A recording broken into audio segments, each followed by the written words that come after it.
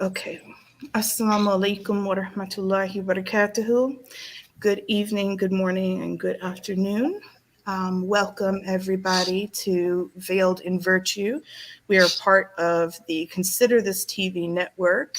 If you're watching us for the first time tonight or the 100th time tonight, welcome. We welcome you in the name of Allah and of His messenger, His last messenger, Prophet Muhammad sallallahu alaihi wasallam. My name is Katerina. This is my amazing, awesome, the best co-host in the world, Sister Noel, right here. Assalamu alaikum. And tonight we're going to be talking about primarily. We can take tangents. We like to do that, but tonight we're going to be primarily talking about the subject of the rights of animals in Islam. I like to maybe delay just like for a few minutes until we get a couple of viewers, because I really like to have an interactive show. I love that. That's a little more fun. But so in the very, very first few minutes, I'll make just a few announcements related to the channel and to the network that we're in. So in the very, very beginning, first I like to start with the dua of Prophet Musa alayhi salam. أعوذ بالله من الشيطان الرجيم بسم الله الرحمن الرحيم ربي اشرح لي صدري ويسر لي أمري واحلل عقدة من لساني يفقهوا قولي. What the meaning of this dua is, O Lord, expand my chest with assurance and make my task easy for me and untie the knot from my tongue so that they can understand my speech. And this is a very good dua or supplication for a da'i to make, because our goal is for the people listening to us to understand what we're saying and really take it to heart and listen to us, not misunderstand us, but to listen to us. So that's a special dua. It's specifically for me. And since we're going to be talking about animals tonight, I thought I would bring along my assistant here, Brother Whisper. This is Brother Whisper. Brother Whisper right here. So he usually does come and help me with shows, but being animal rights in Islam, he's specifically excited about that tonight. Yeah. He usually he's making like vocalizations in my ear, so you see how he's like talking right now. Yeah, he's going making like human vocalizations in my ear. Yeah. So okay, so we have like a couple of viewers like popping in, coming out, popping in, coming out, but if you want to, we can do. I'll give like just while we're waiting for a couple of people to come. Oh, the announcements. Okay, so I'll go ahead and talk about that. So, as always, Consider This TV does and always has. We have a water well campaign. We have had that. It's we always have a water well project going on. We do multiple water wells within a project. So we will have a goal such as like, maybe one project will have 5 water wells as the goal at that time. And we will keep that project open until we complete that project. So, maybe like the spring 2020 water well project will have, let's say like 3 water wells as the goal for that project. And then that will be completed. And then it'll be closed. And then we'll start a new one with 10 water wells. And it goes on and on like that. So our current water well project is a 10 water well project. It's still open, and I believe we're almost up to the amount that we need. Each water well is approximately costs about $1,000 to build and complete a water well. We are partnered with the Change for Change Foundation. That is located in Accra, Ghana. We all of your donations go. We do not use a middleman. We are partnered exactly, straight to. There is no like carrier company or anything like that. We're partnered straight with Change for Change Foundation. So it goes straight to Brother Abu Bakr Sadiq Hussein with Change for Change. Uh, Water well, construction is overseen by Change for Change, and it takes a very short time to construct the water wells. He sends videos to us, and it's amazing. So all of the donors for each water well, no matter the amount you donate, how big or how small, $10, $100, $1,000, however much the amount that you choose to donate is, you are entitled to the privilege of having your loved one's name engraved on a plaque for the water well. So or you can, your loved one or someone else's loved one, whatever name you choose to put there. So, if I want to put Sister Nicole's name, Sister Nawal's name, I'm sorry, if I want to put Sister Nawal's name on a water well, and I donate like $100, and I would just have to say, I'm donating this $100 in the name of Sister Nawal, and I want her name to be put there. When the water well is done, on the big plaque, it'll say Sister Nawal, and then the spot under that, whoever donated the next money, the next amount of money, the name that they want to put. So it's a really amazing and awesome, it's an amazing and awesome system. And it's, alhamdulillah, it's a really awesome way to keep, number one, to provide water to water insecure communities. And number two, to allow Muslims and non-Muslims as well to provide a source of on perpetual charity, or sadaqah jariyah in Islam. So anyway, let's go ahead and get into, and I will post those links shortly in the chat here, so that everybody can access that. Oh my goodness, the bird. So that the bird makes this horrible sound. I'm going to try to keep him satisfied over here on his little stand. So let's go ahead and get into the big, oh my God, okay. Come here, bird. Come here. Let me see if I can put Bird back on his cage. Let's go ahead and, he said, hi, pretty bird. Let's go ahead and get into the very beginning of animal rights in Islam.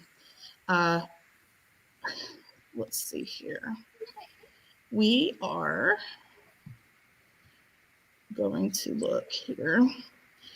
So animal rights in Islam actually is a huge part of the daily life of the Muslims of old, because animals at that time were such a part of daily life.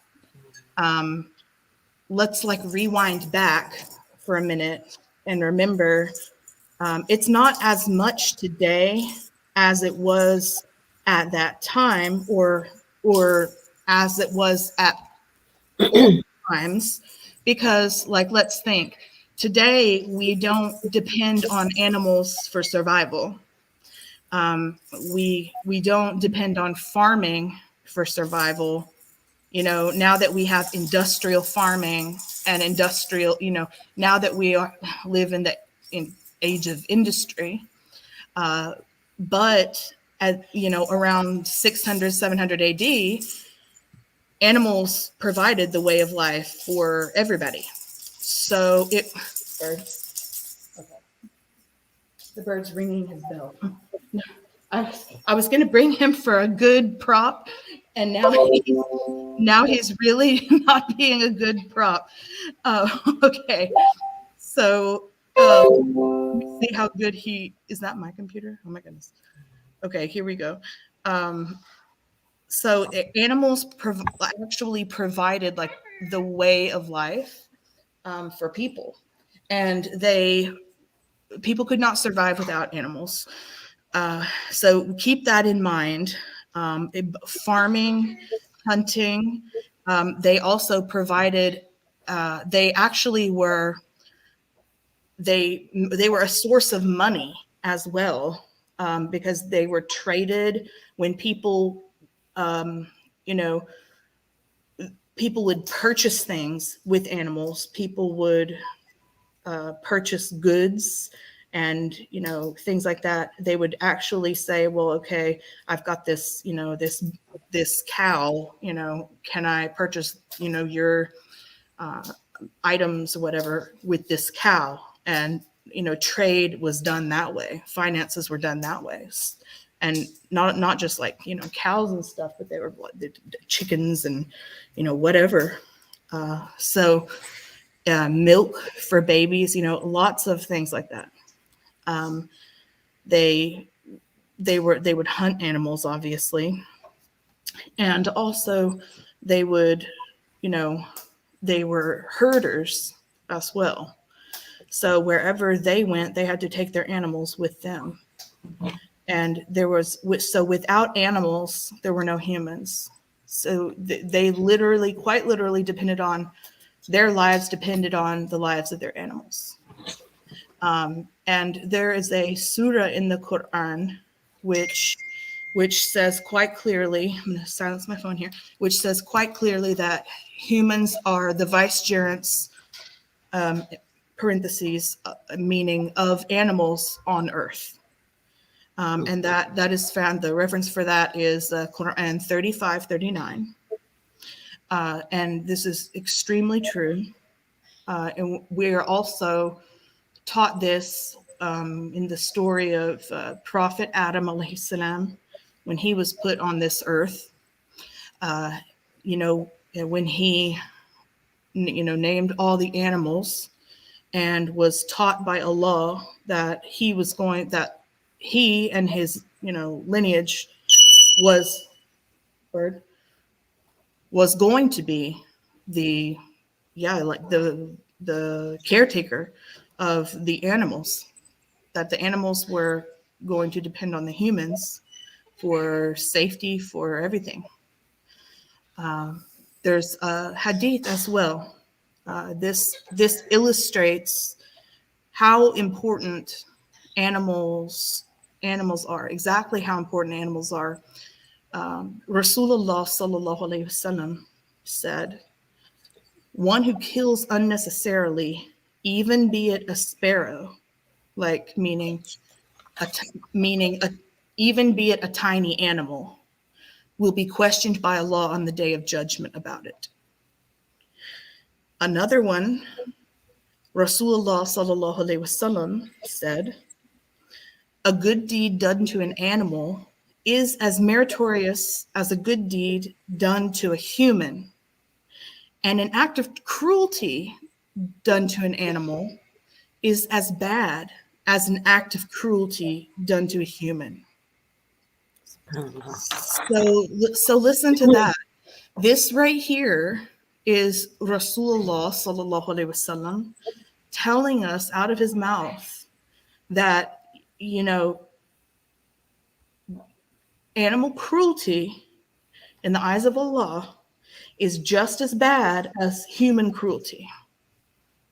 So we could stop here and say, well, this lecture's over, I mean, because this right here, guys, this is it. This right here is it.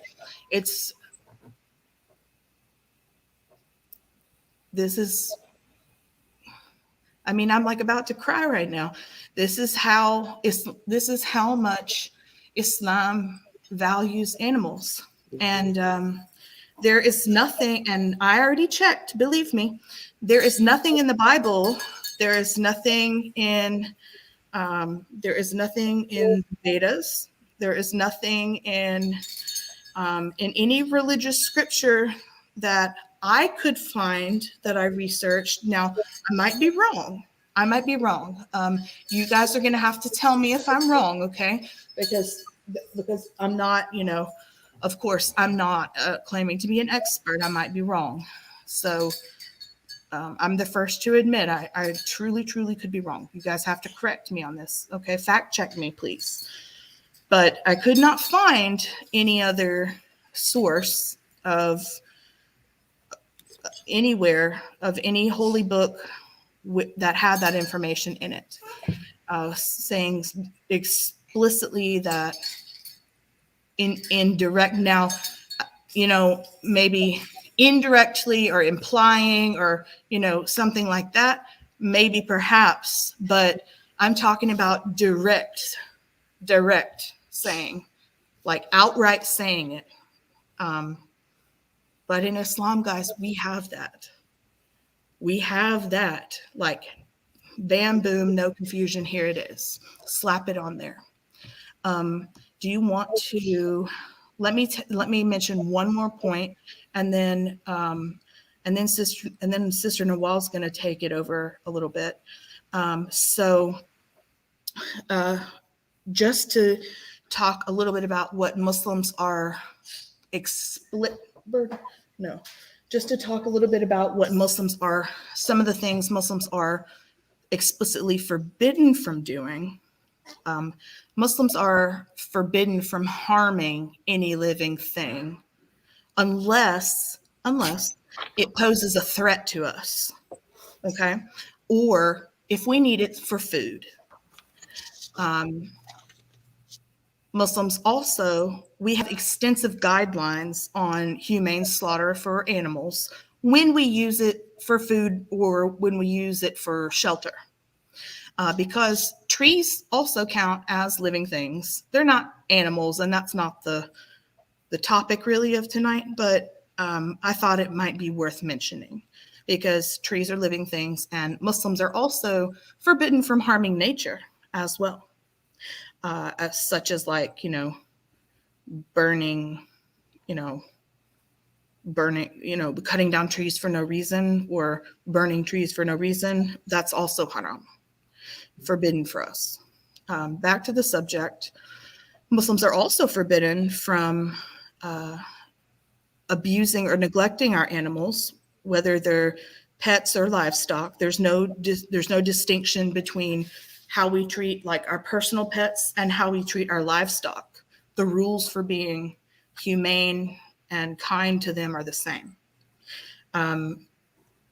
There's no anyone who attempts to treat like their cat that lives in their house, that sleeps in their bed with them on their little pillow beside them, whatever, like different than their big, huge cows out in the mud because they're like farm animals. No, that does not fly with Allah. That's not allowed. They have to treat them the same.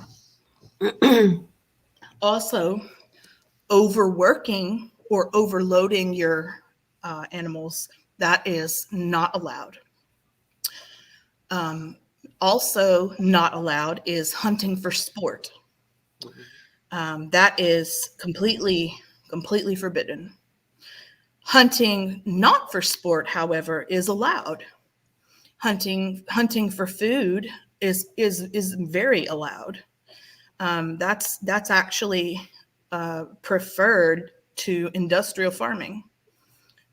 You hunt for food, you eat all of the animal, and you utilize its body. You thank Allah for it, and you slaughter it in a humane way. That's completely fine.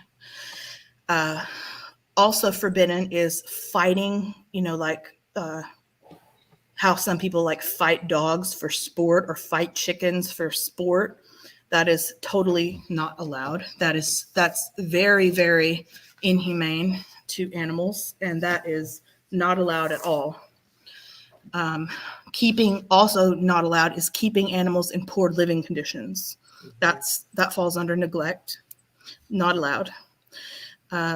Also not allowed, and there's a reference in the Quran about this, is mutilating animals' bodies in any way. And that counts as like cutting off parts of like their ears or making marks on the animals. Branding, Mm-hmm. like in the face, hitting in the face. Right, exactly. There's a reference in the Quran about like mutilating the ears of cows.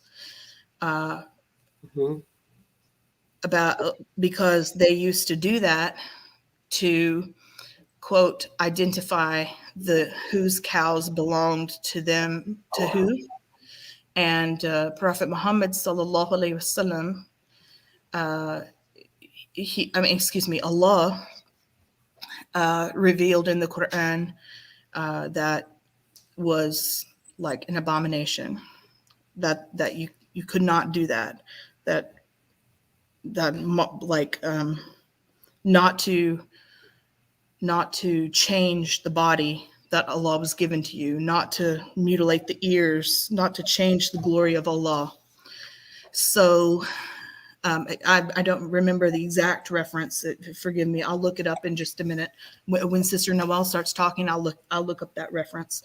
And also to, and you're not supposed to cut off any parts of animals. You're not supposed to make marks on animals. Like you're not supposed to, unless there's some sort of problem with the animal or they're sick in any way, and they need you to cut something off, like amputate a leg or something, you're not allowed to cut things off. Okay. You're not allowed to make marks on animals. That's not humane. That's not. Salam alaikum, Abu Jamal. Nice. Likewise, I was just going to add to those things. Likewise, with fire, there was from Abu Dawood hadith where no one should punish with fire. So nothing like setting, like even the other day, someone went to light an ant on fire, with a lighter. What? And I said, whoa. It's just, I don't know. You got to think of the humanity in that. It's just an ant, but still, it's not how we think about it. And also targets. The hadith there was a hadith about not using animals for targets. I have that actually. I'll look that up. That is awful. That is just awful. That makes me sick. That makes me so sick. So there's one more thing on this little, hold on just a second. Another thing I was surprised to find is that, wait just a second. Oh, right. Oh, yes. Another point that I was very happy to read is that Muslims are required under Sharia law to seek treatment for their animal that is sick. And isn't that amazing? Islam, even at 600 AD, Islam tells us that Muslims are required. I mean, this is not found in the Bible, guys. We must seek treatment for an animal in our care that is sick or injured. Like, please tell me, is that found in the Bible? This is just so awesome. You guys, this is why I love Islam. Like, it is just so amazing. And it is also not allowed in Islam to put your animal in cages unless it is for their protection or to otherwise help them. So, meaning you can't keep them in cages 24/7. That was the clarification of that point. Keeping an animal in a cage for their protection does constitute, meaning it's okay to keep, like, for example, if I'm not home, I have to keep my bird in a cage. He's a bird. He might fly somewhere and get hurt, right? But right now, for example, hold on, let me just show you. But right now, I'm right here, and he's sitting right here beside me, and he's just fine, and he's having fun. Hi, baby bird. See? I would not want to keep him in a cage 24/7, right? Because that would not be a good life for him. But keeping him in a cage when I am home and I can watch him and supervise him, that would not be good. That would be haram. So that is exactly what that part means. Do you want to take over, Sister Noel? Yeah, and then I found the hadith about the targets. So there was apparently some young men that they were shooting at some chickens. And and the Prophet sallallahu alaihi wasallam, he forbade the target using animals as targets, and that was from Bukhari and Muslim. And so I have a lot of different hadiths and examples about Perfect. Yeah, like different animal situations. Mm-hmm. So the one, before I get into those, the one hadith I found from Bukhari I thought was very beautiful was a companion said, "Oh Allah's Messenger, sallallahu alaihi wasallam, is there a reward for serving animals?" And he said, "There is a reward for serving any living being." Subhanallah. So that's really beautiful also. Likewise, when I started to get into these different stories and hadith, this one from Abu Dawood was a messenger of Allah. He passed by a camel who was emaciated. So that's like starved, right? Emaciated. Yes. Okay. And to the point where his back almost reached his stomach. And he said, "Fear Allah in the beast who cannot speak." So obviously, that was a reprimand, and it's Right. we have to treat our animals kindly and feed them properly and care for them. Right.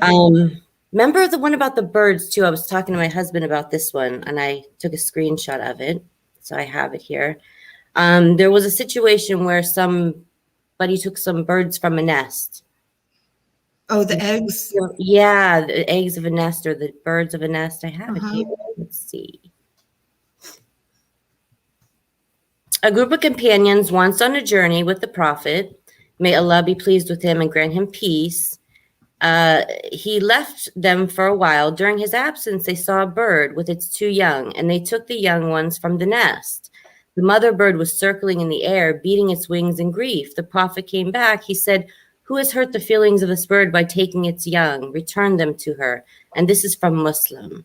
So even something as simple as a mother bird, and taking her and hurting that mother bird was something that we crossed a line there. There was a limit. Absolutely.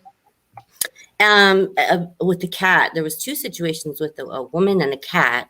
I'm sure we all probably as Muslims remember these ones because they were pretty memorable. Like the one where the woman, she starved the cat.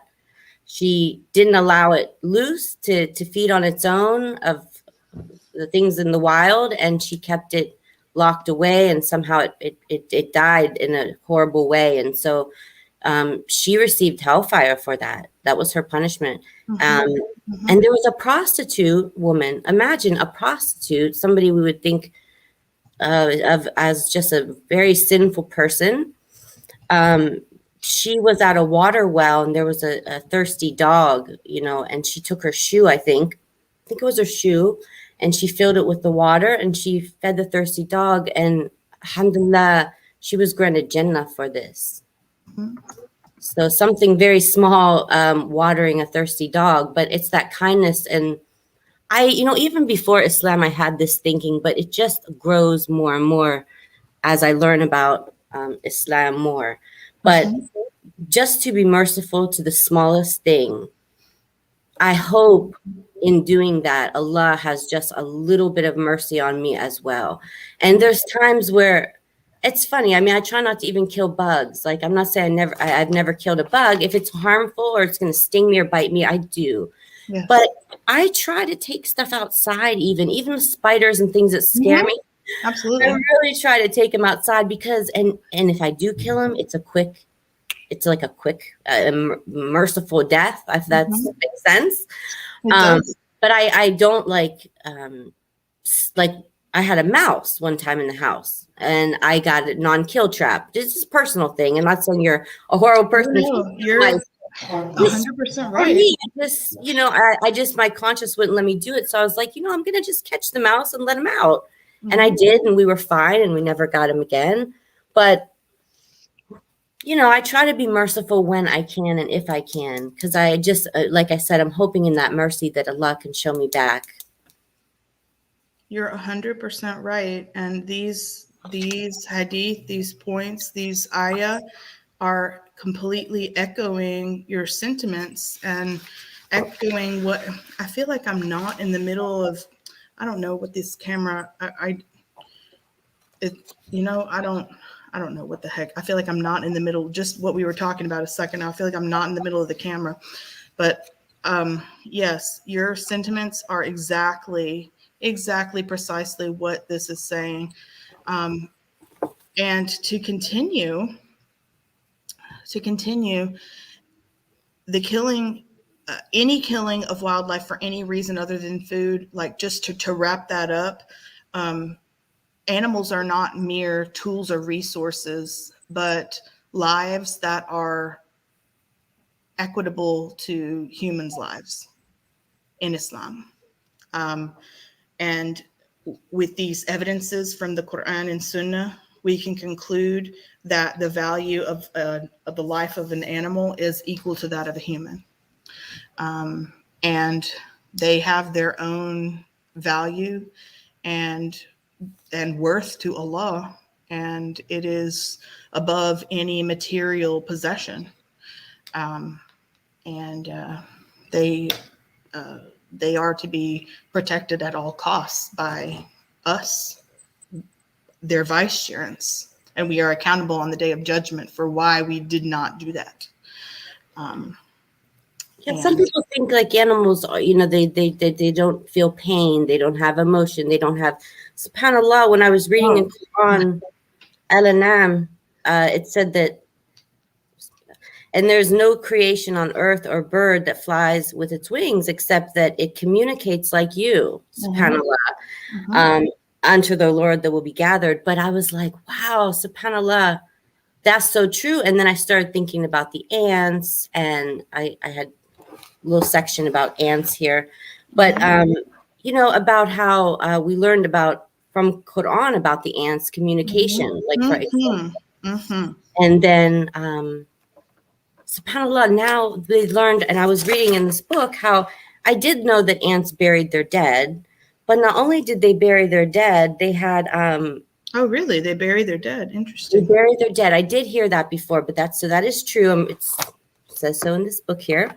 And they do bury their dead. They have divisions of labor, like they have supervisors, foremen, workers. They have little divisions like that.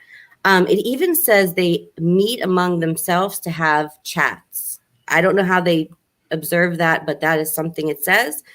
Also, that we know they have a communication among themselves. They hold regular markets where goods are exchanged. And then there's another section where, how they store food and how they know how to properly store food and when to take grain out of the nest and all these complicated things that they know and they've now found to be true. SubhanAllah, Quran told us, before science did, about these communications and this intelligence of animals and their societies and communities. SubhanAllah. Yes.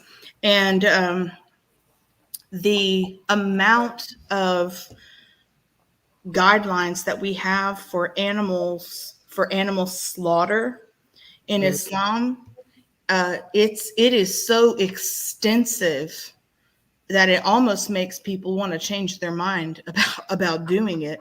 The amount of of, I mean, it's so deep that it goes all the way to the day before.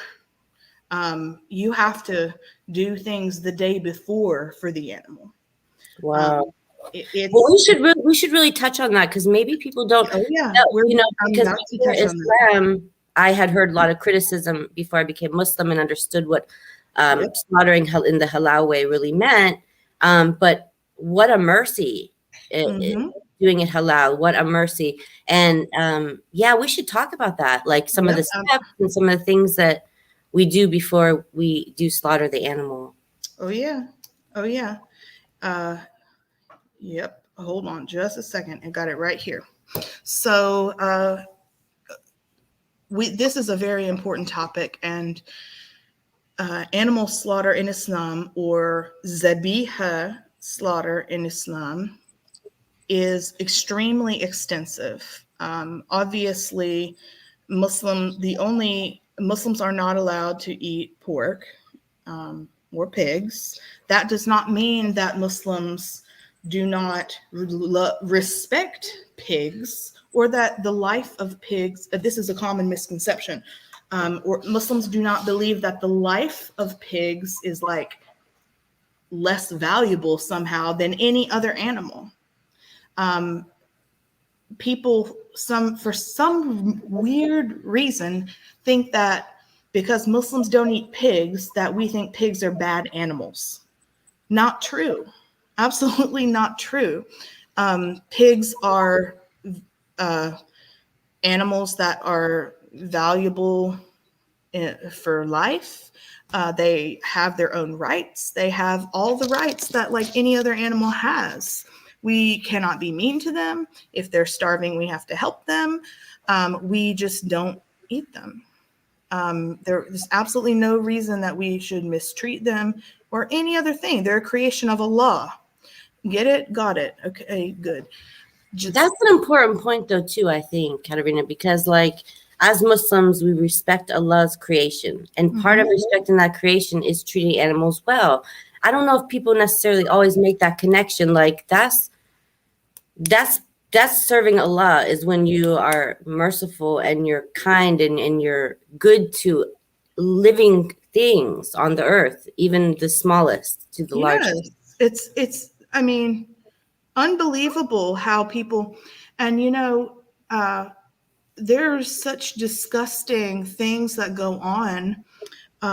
People will even, like, there's been some events in Houston where like Islamophobes have killed pigs, and put like the dead body of the pig on the steps of the masjid.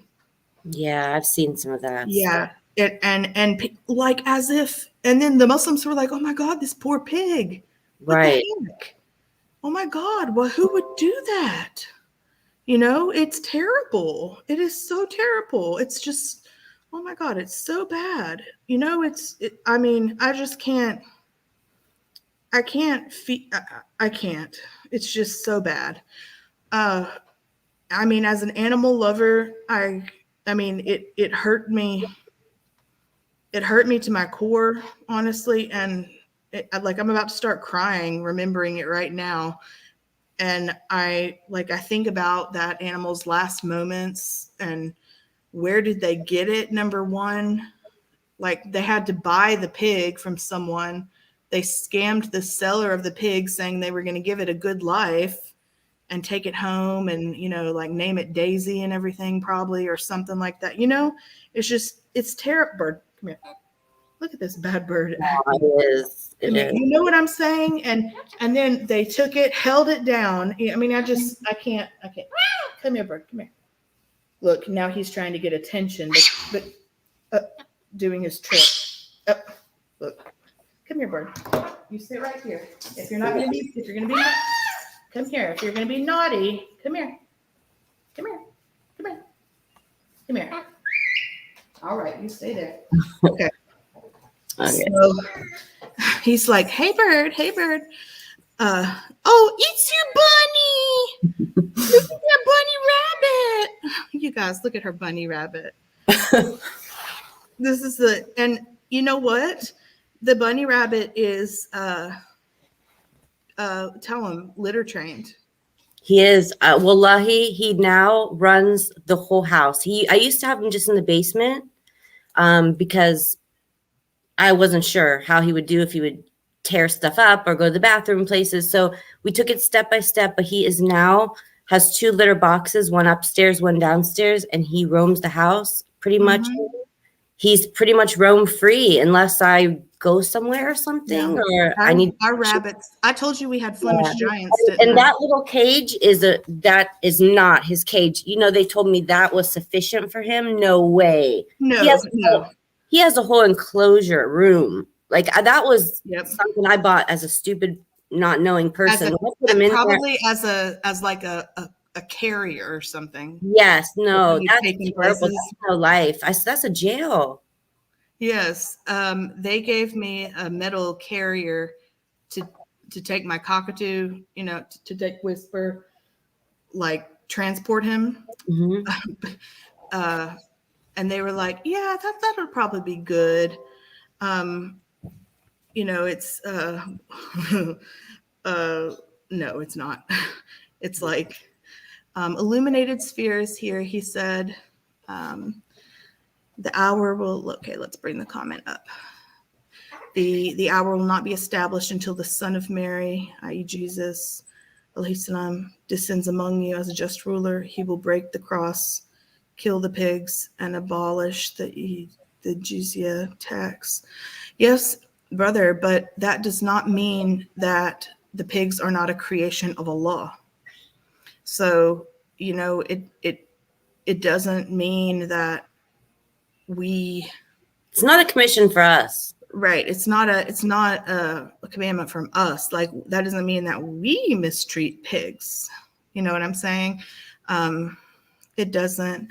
Oh my gosh, you guys, I've got a surprise. Big surprise here. We've got my favorite guy. Salam alaikum. Walaikum salam. I am so excited. It is Brother Charles. Yay. We've got the Bible expert. So okay, just to introduce Brother Charles, if you guys, okay, so on the Veiled in Virtue channel, if you guys are not, okay, so Brother Charles Doyle, he is a recent Muslim. However, he has been a intensely Bible studying Christian prior to being a Muslim for 35 years.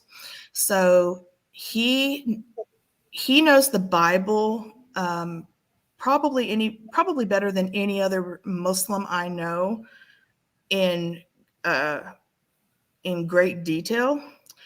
And if he doesn't know the answer to something off the top of his head, he knows where he can find it. And he knows, you know what I'm saying? He knows. Or I'll just make it up. Shut up, Charles. He knows. He's just playing, you guys.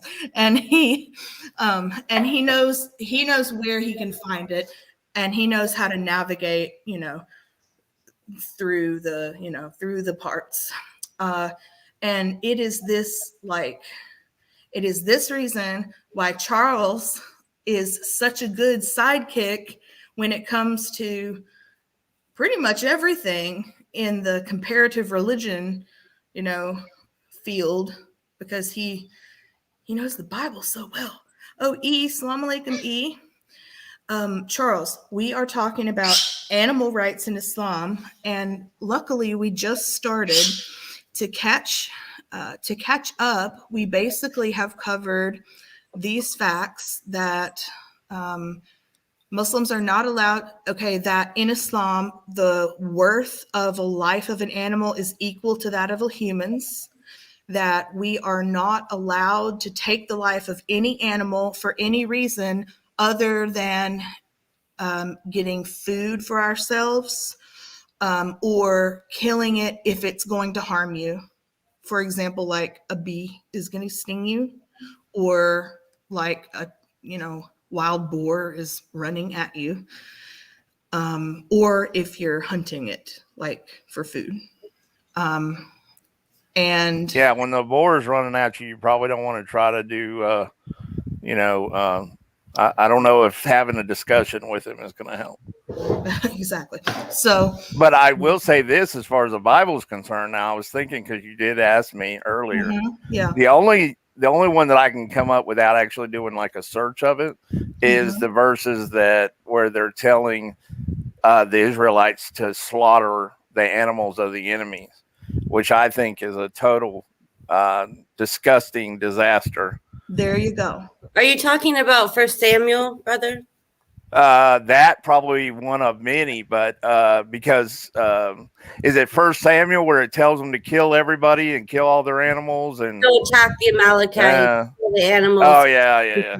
Kill the women, children. Yeah, I mean, anytime that I can't even imagine. There's nobody that could give me a good reason why that would be the case. Yeah, it's from they'll tell you, the Bible tells you why. It was something their forefathers did 400 years earlier. And so that's the punishment, was to these innocent animals and babies were to be slaughtered for something they did not do. And that's also, Charles, doesn't it say kill their animals and burn their crops? Yeah, if I'm not mistaken, that's true. Yeah. Well, even to burn down, I mean, number one, we all know killing children, as far as even the women. I mean, look at the verse, is it Exodus where they tell Exodus, I forget, it's been a while, but where they tell them to kill all the women who have known men and little ones. Yeah, but keep the little. Yeah, but kill the little boys. Keep the little but keep the little girls for yourselves. Yeah, I mean, we've discussed this, because one thing that a lot of the people that are on here in the chat know about me is that I did not become a Muslim right from being a Christian. I actually stopped believing in Christianity. I always believed in God, so that never stopped. And I actually always believed that Jesus had come as a prophet, even when I quit being a Christian. And the reason is because I believed that somebody had to come to warn the Israelites that the temple was going to be destroyed. So that makes sense about the timing when they say that Jesus, alayhi salam, was here, right? So the thing is that I started to be what you would call a Torah believing Gentile. But the problem is then I started reading these verses. And now one of the things that you have to understand is that technically you can be a Torah believer, all right, and not believe that the stories in the Torah you can believe they're folklore and legend. But the problem is that you have to believe the instructions. This was an instruction to kill children. And that's in the Torah. That's not even like 1 Samuel, of course, we know is in the Tanakh, but not in the Torah. So that was one of many verses that, and then the verse about, especially the fact, it doesn't really matter that it's men or women, but especially when it even specifically says that you can take your woman slave and beat her to the extent that she lives for a day, but then dies, and then you get no punishment because she's your property. So that is why I am no longer, well, that's when I stopped believing that the Old Testament was even, and especially the Torah, because I didn't believe the Old Testament as a whole was reliable because of places like Ezekiel 23:20, which I'm sure that where God describes Israel as a whore that is taking, it's disgusting. I don't even want to say it. And then you got Judges 19, which talks about the concubine who's thrown to the people to allow them to do with what they want, and they actually rape her all night to where she dies, and then she's cut up in 12 pieces and all this stuff. I mean, and then we could go on and on and on. I mean, I can, the story that right in the First Samuel, what we're talking about, go to First Samuel 18, and you got the story where, in order to marry Saul's daughter, David's, he's told to bring 100 foreskins of the Philistines, and he brings 200.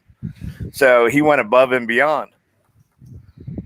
So I mean, I don't want to hog up all the time, but yeah, that is just like.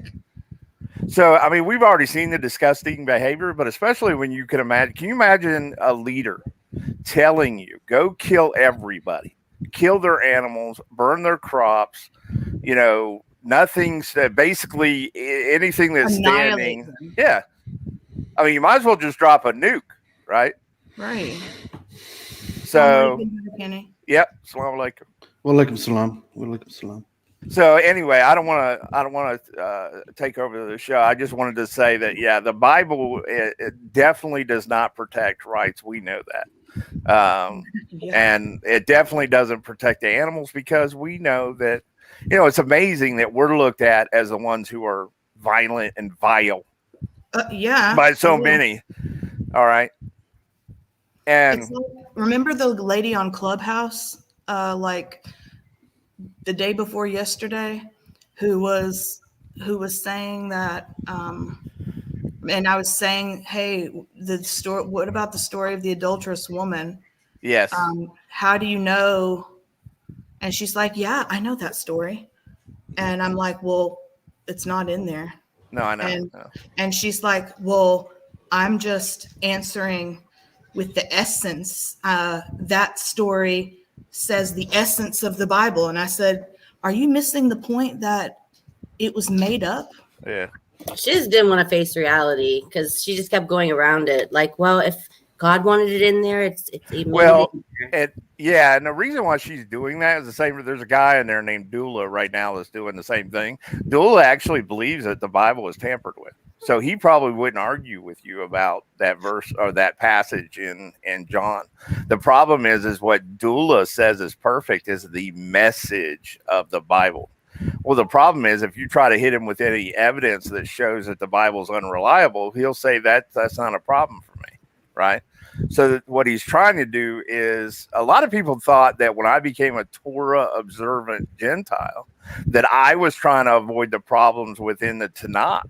What they didn't understand was that wasn't my intention. My intention was the Torah specifically says, and that's why I couldn't tell a Jew when I was a Christian to become a Christian, because it tells them that you are not to stop following the commandments, and anybody that does, and I'm talking about chapter 12 of Deuteronomy, the last verse, along with the whole chapter of 13, you'll find that they're being told, do not follow after any other gods. And twice in 6 verses, it's mentioned that you are to follow my commandments. So obviously, to me, a logical person, it's telling you that part of following another God would be to stop following the commandments. Yeah. Lord. Brother Kenny, what's going on with you? He's gone. Oh, maybe it was an accident. He'll probably come back. But it is nice to meet you, sister. I've never met you before. Oh, yeah. It's very nice to meet you as well. I had similar experience to what you're saying as far as giving up on Christianity. I was a Jehovah's Witness minister. Okay. Yep. And I'm familiar with Jehovah's Witness. Not greatly, but I have studied it. And actually, a lot of I actually used some of, there's a gentleman, I'm trying to think of his name, and the name has escaped me. He actually still believes in the Jehovah's Witness message, but he is no longer a Jehovah's Witness, right? And he wrote a book talking about basically defending the beliefs of a Jehovah's Witness, but not defending the people there in New York, the tower, Watchtower Society. Yeah. So I'm familiar with their arguments, and I actually have used his arguments against Trinitarians. But now I just like, tell them that the Bible's unreliable unless they can give me good evidence. Then I don't look at the Bible at all. Kenny, are you there?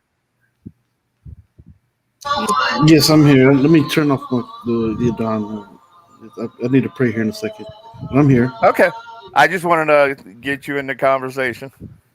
My Adon is about to go off too, so I'm gonna have to jump up and turn it off in like 1 second also. Which means mine will go off in an hour. Yeah, yes, essentially. So, but actually, when mine goes off, I'll go and turn it off, and then we'll start on the halal. On the Zabiha slaughtering guidelines. Great. So essentially, yes. So we caught up to that. We talked about what Muslims are not allowed to do to animals. We're not allowed to basically neglect, abuse, overwork, hunt for sport, like basically anything that constitutes animal abuse, animal neglect, hurting animals in any way. Anything that we do to hurt, harm animals, we're going to be accountable for on the Day of Judgment. Animals are, okay, so and the life of an animal is not worth less than the life of a human. And there is a hadith that really outlines this. It's right here. Rasulullah sallallahu alaihi wasallam said, "A good deed done to an animal is as meritorious as a good deed done to a human, and an act of cruelty done to an animal is as bad as an act of cruelty done to a human." So there you go. And then another one here, Rasulullah, peace be upon him, said, "One who kills unnecessarily, even be it a sparrow, will be questioned by Allah on the Day of Judgment." So those two are kind of like are kind of really setting the stage for the whole talk. And then Isn't Islam beautiful? Islam is beautiful. There are no, and see what you just shared, Brother Charles, where the Bible actually says to kill all the enemy's animals, obliterate them, obliterate their entire way of life, like obliterate any chance for them to sustain their life at all, meaning kill all their animals. Because remember, at that time, at that time, people could not survive without animals. They depended entirely on animals to survive. Entirely. Remember, they even used them in order to take care of the land. To take care of the land, right? For plowing and everything. I forgot about that part.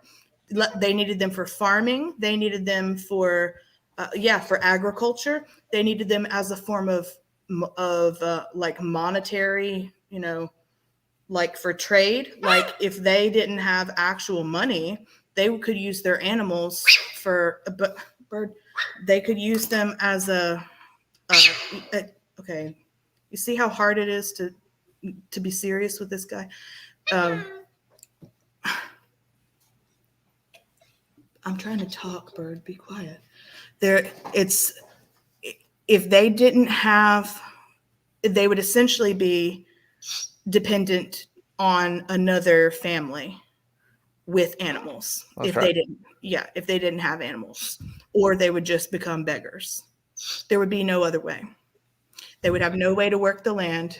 They would have no, skins. They would have no, like. The only way I could see that you could give, and I'm not even sure that I would agree with this, but of course back then they didn't have the ability to test things, right?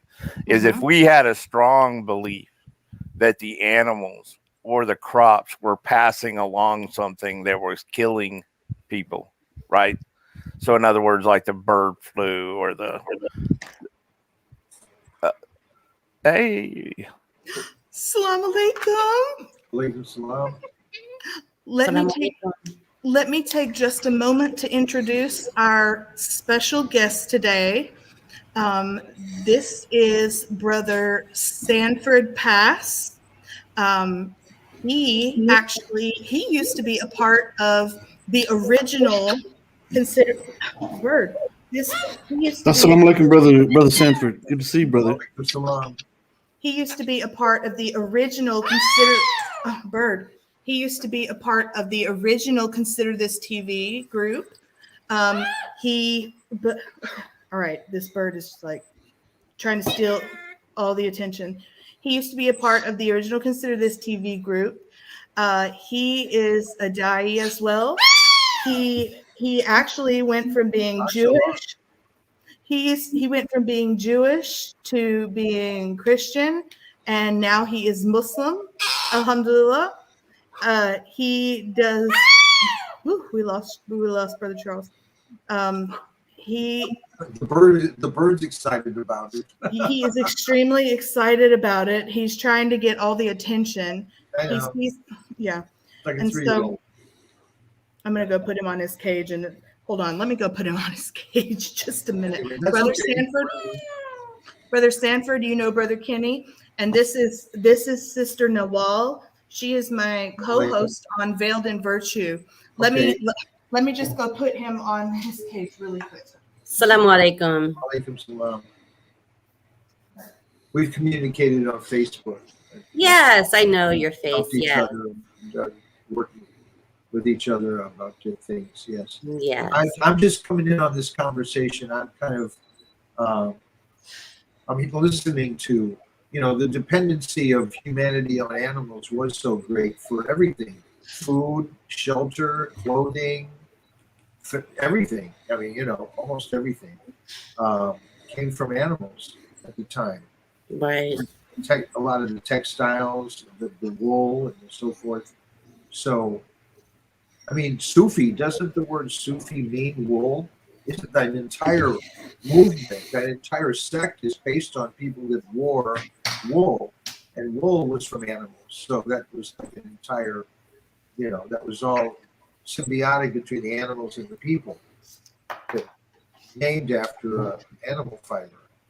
So anyway, when you asked me to come here to talk about animals, the first thing that came to mind was the hadith about Muhammad, peace be upon him, who happened to love cats. And he had a cat, and the cat was sleeping on his robe, and it was time to go to prayers.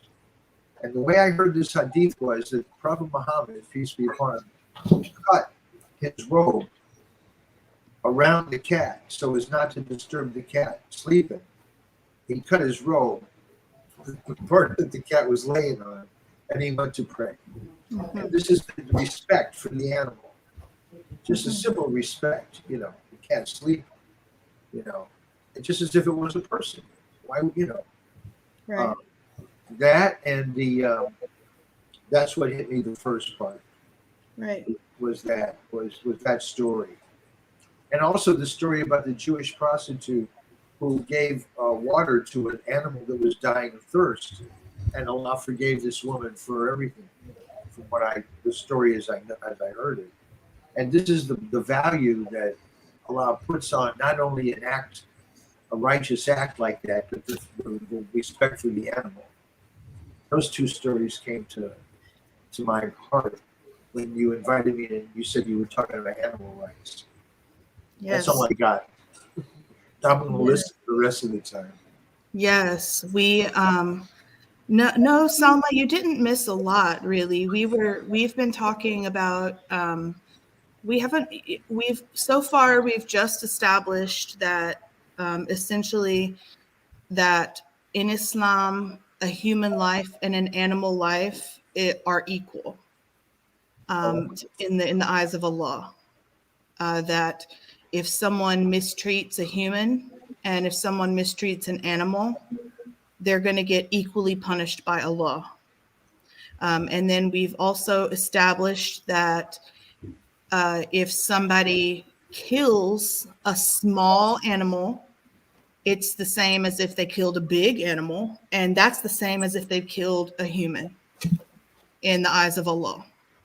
And then to reread something here, let me just bring this back up over here. That starts with the size of like a small bird, I think. So if Yes, if a you kill sparrow. bugs, yeah, like if you kill bugs in your house or something like that, that's not like the same thing. No, it's not, because if you kill bugs in your house, it's the potential of the bug to hurt you, because Yeah. the bugs in your house would hurt you.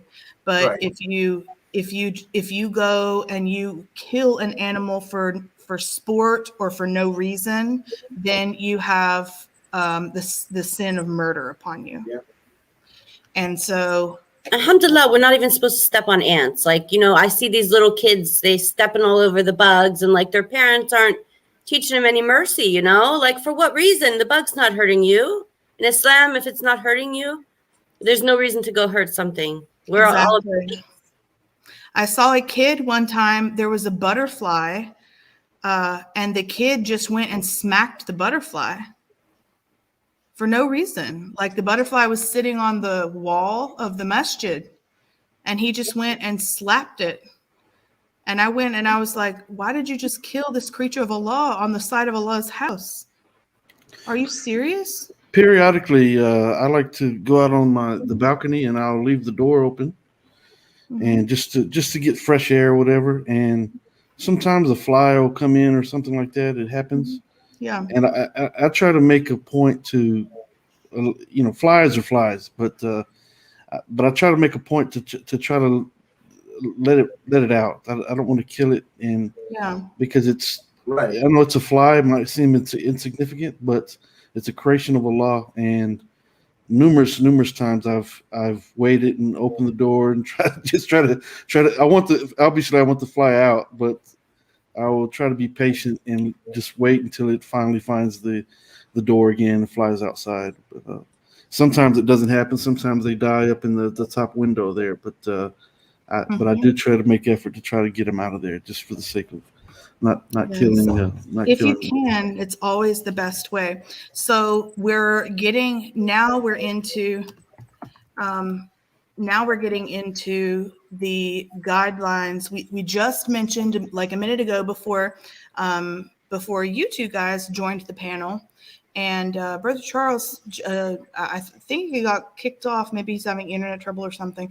Before you guys joined the panel, we were getting into slaughtering Zabiha guidelines, and I mentioned that the slaughter guidelines are so in depth that they actually start a day prior, even sometimes multiple days prior to the actual day of slaughtering for the animals.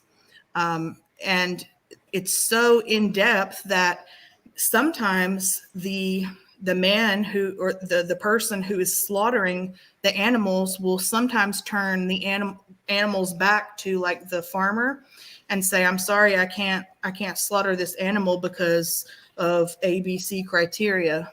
You're going to have to take them back and bring them back after the criteria has been satisfied. If they're a real proper, following the rules type of, slaughter or whatever the word for them is. So let's get into the rules, shall we? And find out, what are these slaughtering guidelines? There are YouTube videos called Mercy Slaughter. There's a place, I don't know if it's in Illinois or somewhere else in the United States, where this guy gets on the video with these animals, the young lamb and the goat, and he lays them down and he puts their ear over their eye real gently to cover their eye and says Bismillah, and they lay there like they're asleep. They just lay there. And he was showing how there's no forcing. They don't show them the not, anyway, this is, I didn't want to interrupt you, but the YouTube video is called Mercy Slaughter. If you're not aware of it, there's like 2 or 3 videos about this. They're really cool. I've checked them out. Yeah. Okay. Oh my goodness. Because that is part of it, is the animal has to be in a state of calmness when it's being slaughtered. So Right. demonstrating how calm he gets these animals. He has this, The way he did it, it was like the animal almost knew that was its purpose. Yes. You know, it was like, it was Yeah. surrendering to Allah. It was like giving Bismillah, and it like laid down. It was Mhm. amazing.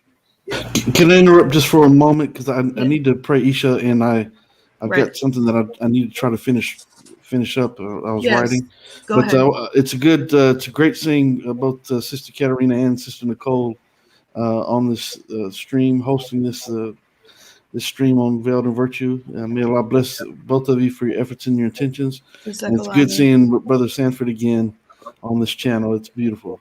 So may Allah bless each and every one of you, and keep up the good work. Keep striving in the cause of Allah.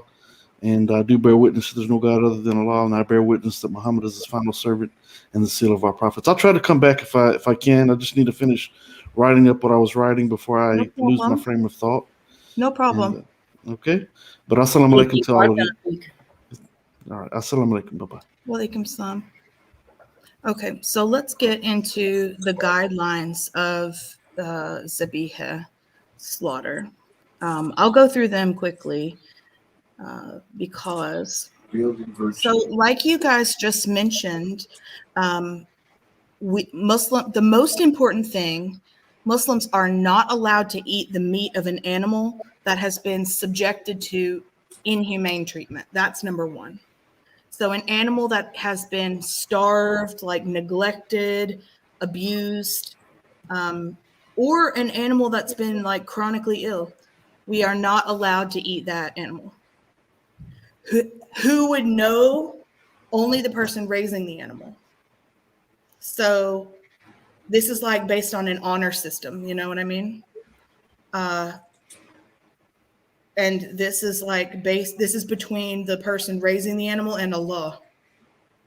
So it's if someone beat their animals and brought them to a person to slaughter them and lied about it, that's between them and Allah.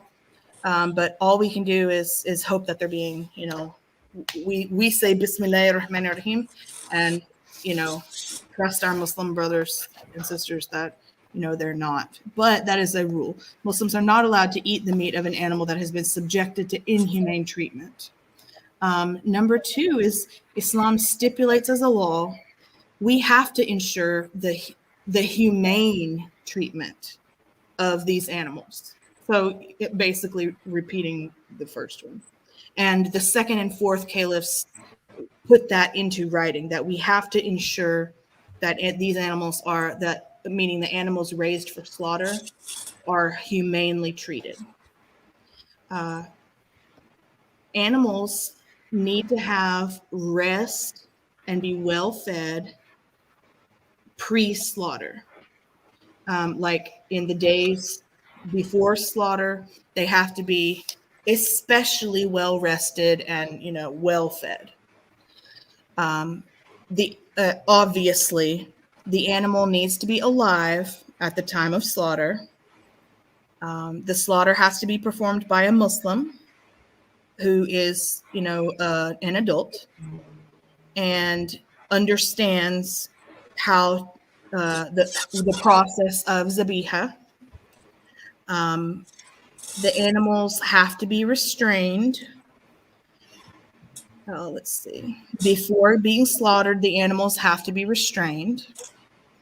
Let's see here. Can't see the knife.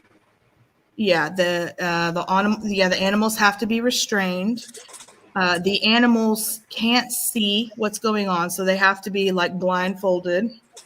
And the reason for this is to eliminate their fear. Our goal is to prevent them from being afraid. Any tools and other like, you know, any like slaughter tools or whatever, they're not allowed to see those. The knife must be razor sharp. It can't have any like chips or nicks, and it can't have any rust on it at all. And the act of slaughter must begin on the front of the neck, not the back, but the front. And it has to like be positioned right in the proper place. And let's see here. And then also, I'm skipping like I'm trying to summarize. I'm trying to skip to and then Bismillah. You have to say Bismillah right before the slaughter, and then you have and then the person slaughtering has to slaughter with a huge amount of strength as fast as they possibly can, while holding the animal as still as they possibly can. And then you have to essentially, to minimize any pain, to minimize any with a clean cut, the goal is to minimize pain and to minimize suffering. And it must be done once only. And let's see. Any lifting is construed as one act of slaughter. Multiple acts of slaughter on one animal are prohibited. Slaughtering the animal in such a way its life departs quickly and it is not left to suffer. It must be spontaneous and complete. It should not be shackled and hoisted before bleeding, meaning, you can't, hold it up in the air prior to slaughtering it. That would be very scary for the animal to be, tied up and held in the air before it was, slaughtered. So after it is, the neck is cut, you need to hold it upside down so that the blood drains out. And then the animal slaughter is finished. And then you give it to the person who has purchased the animal.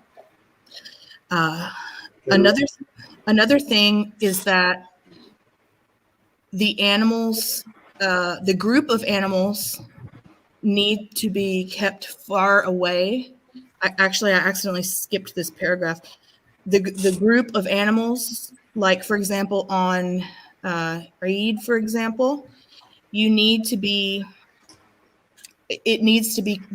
kept far away from the one who is being slaughtered, so that they don't witness it, and so that they don't hear anything, because that would induce fear in the group, and we need to prevent that at all costs. So it's only allowed to come and collect one animal at a time. You can't get 3 at a time or something and put 3 over here and because the other 2 would see you slaughter 1, and that would be scary for the other 2 to see. An animal can't witness another animal be slaughtered, and it's absolutely horrible for them. That would be very cruel, and that's not allowed in Islam at all. So I've got a couple of references for these points that I have collected, and these are some from the Sunnah and from the Noble Quran. Hold on just a moment. I've got windows and windows open here, and it's sorry guys. Hold on. I'm so sorry. Well, hold on just a second. This is I'm sorry. When you open windows and then you try to get the window on top of the other appropriate window. Okay, I fixed it. Okay, so here are my references for that little segment. Okay, so this is Surah An-Nahl. So the reference is 16:5. And cattle he has created for you. From them you derive warmth and numerous benefits, and of their meat you eat. And then we come again to Surah An-Nahl. This is from the same Okay, so down a couple of ayahs to number 8. And he has created horses, mules, and donkeys for you to ride as an adornment. And he has created other things of which you have no knowledge. Going forward to Surah Al-Hajj, this is ayah number 36. We have made animals subject to you, that you may be grateful. Going backward to Surah Al-An'am, there is not a moving, meaning there is not a living creature on earth, nor a bird that flies with its 2 wings, but are in communities like you. We have neglected nothing in the book, then unto their Lord they all shall be gathered. That's a really beautiful ayah. We have neglected nothing in the book. Okay, now this is from Surah Nur.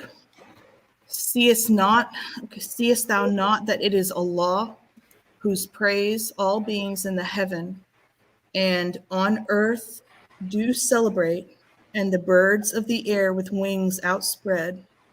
Each one knows its own mode of prayer and praise, and Allah knows well all that they do. And that is, like I said, Surah Nur, that's 24:41. Isn't that beautiful?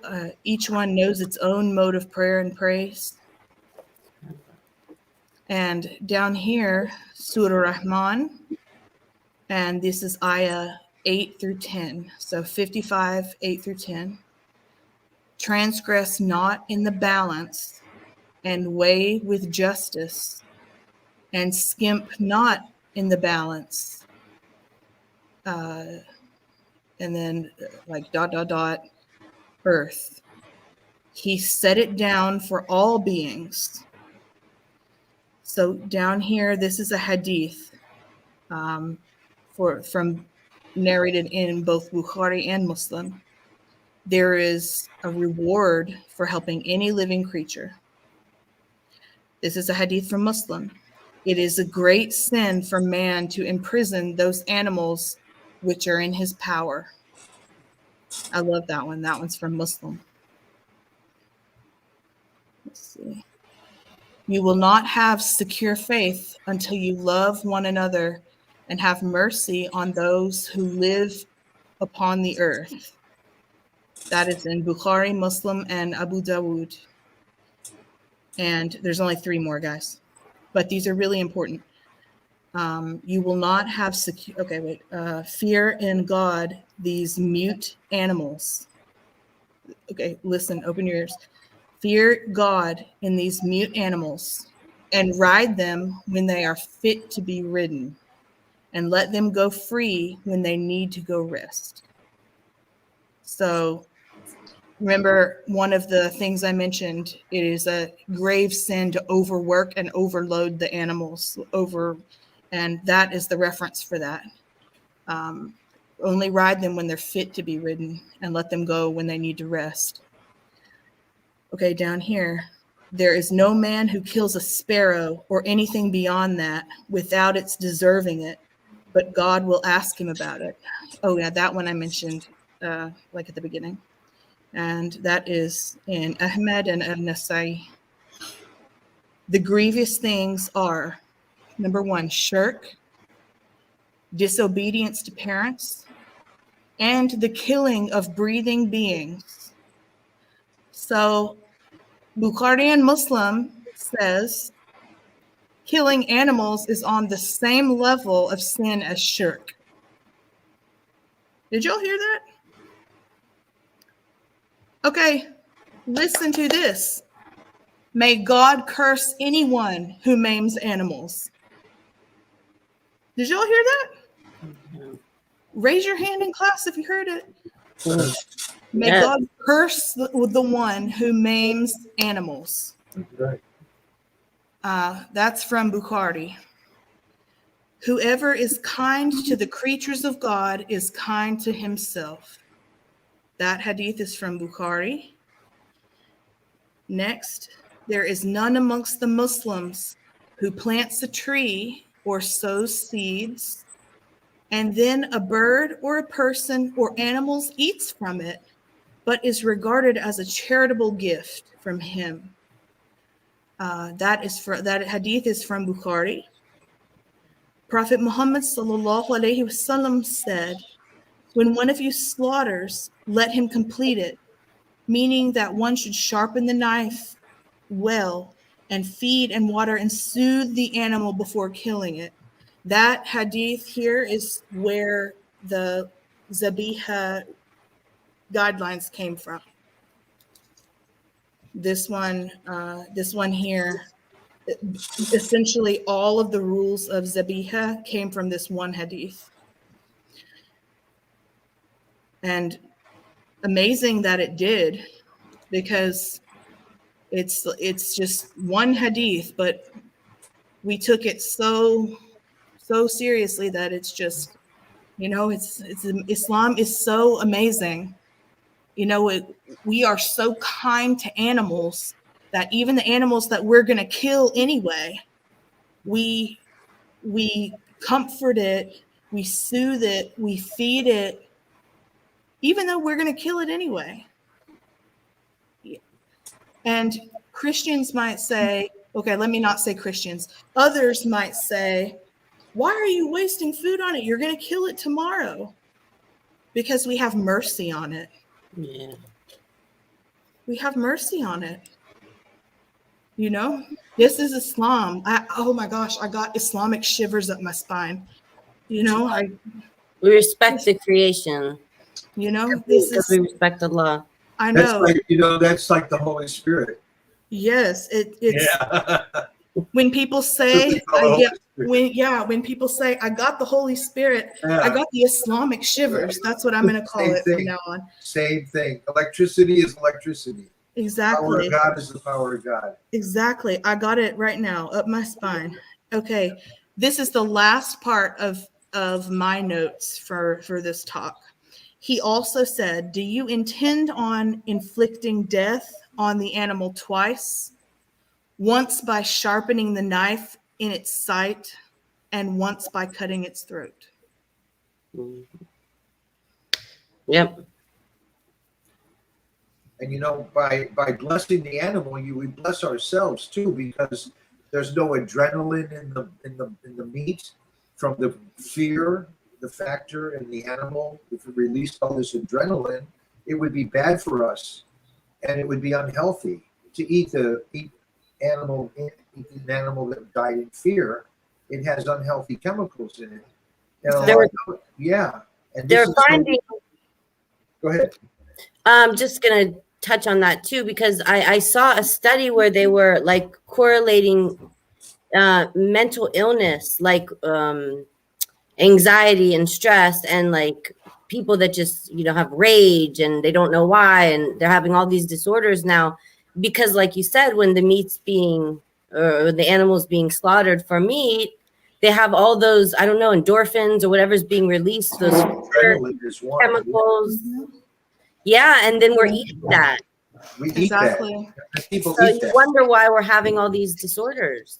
Exactly. Selma, insects like spiders and snakes that we kill because it scares us, is it haram? If it's in your home, like if a snake comes into your home, if you can get it outside, it's preferable. But if you kill something that you can't get outside, if I'm not mistaken, there's no sin on you. If it's a tiny spider that you can get on like a piece of paper, then it's always good to try. But I'm going to ask about that. I'm going to ask my teacher about that. I'm pretty sure with snakes, it's not haram to kill it if it's in your house, because you don't know if it's poisonous or not, and there's no time to like identify it and search and all that stuff. Right. And if it's like inside your home, you don't have time to like pick up your phone and identify it and then safely pick it up, because you what if you took the chance and like it is poisonous, and then if you pick it up, it can hurt you by biting you. So if it's in your home, it can bite you. That is definitely, I'm really feeling like it's a no. It's not haram to kill a snake in your home. I'm pretty sure. What do you guys think, Brother Stanford? And I don't know. I don't know the Sharia, but it seems that it would be common sense. That Yeah, if there's something that's in there that could common be sense is threatening, telling me that, something could be life-threatening. yeah, I don't have time to be sure. It's always best to err on the side of caution. But I don't, Sharia law, I don't know it. I'm not going to pretend to say Yeah. I do. But yeah. it I'm would seem going that- to look that one up.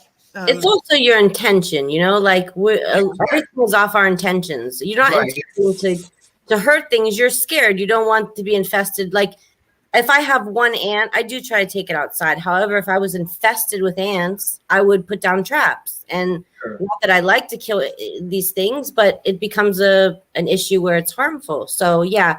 But if you really want to get into that about snakes and you're interested in that, you'll find that in Hadith, there's something to do with snakes and that you're supposed to give them a warning.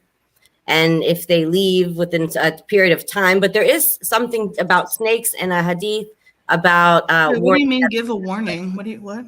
I can look it up while we're talking, but it's I had research. How do you give a warning? You tell it that it has to leave because they say sometime it could be Tell it.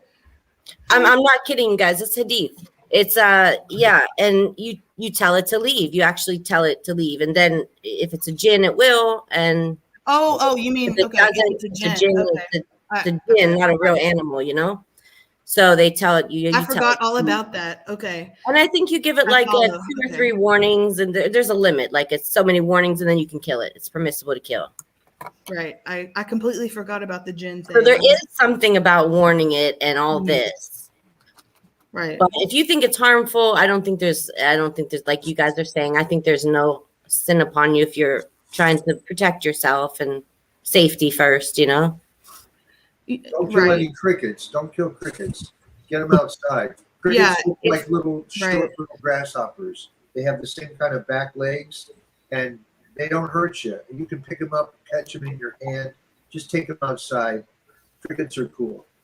Yeah. They make that nice noise at night. Yes, and also another thing is if it's a wild animal, it's usually scared of you, and it usually, if it's in your house, it's trying to find shelter from something outside. You guys want to hear it? The Yeah. hadith? Yes, yes. So the Messenger sallallahu alaihi wasallam enjoined the killing of snakes, and this is a general in meaning and applies to all kind of snakes in any place.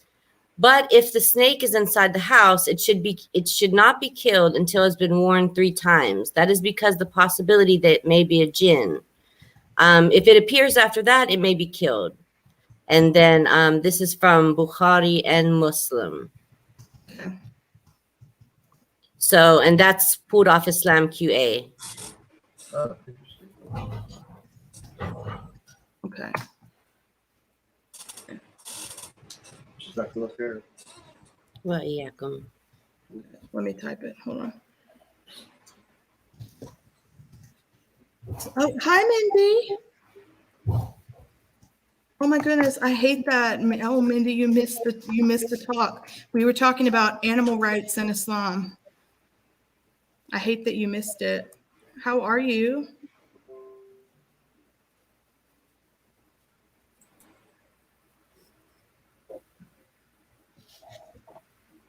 How are you doing?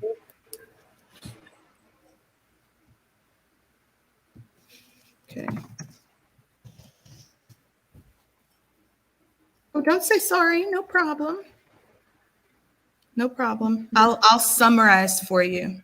So essentially in Islam, the value of the life of an animal is equal to the value of the life of a human.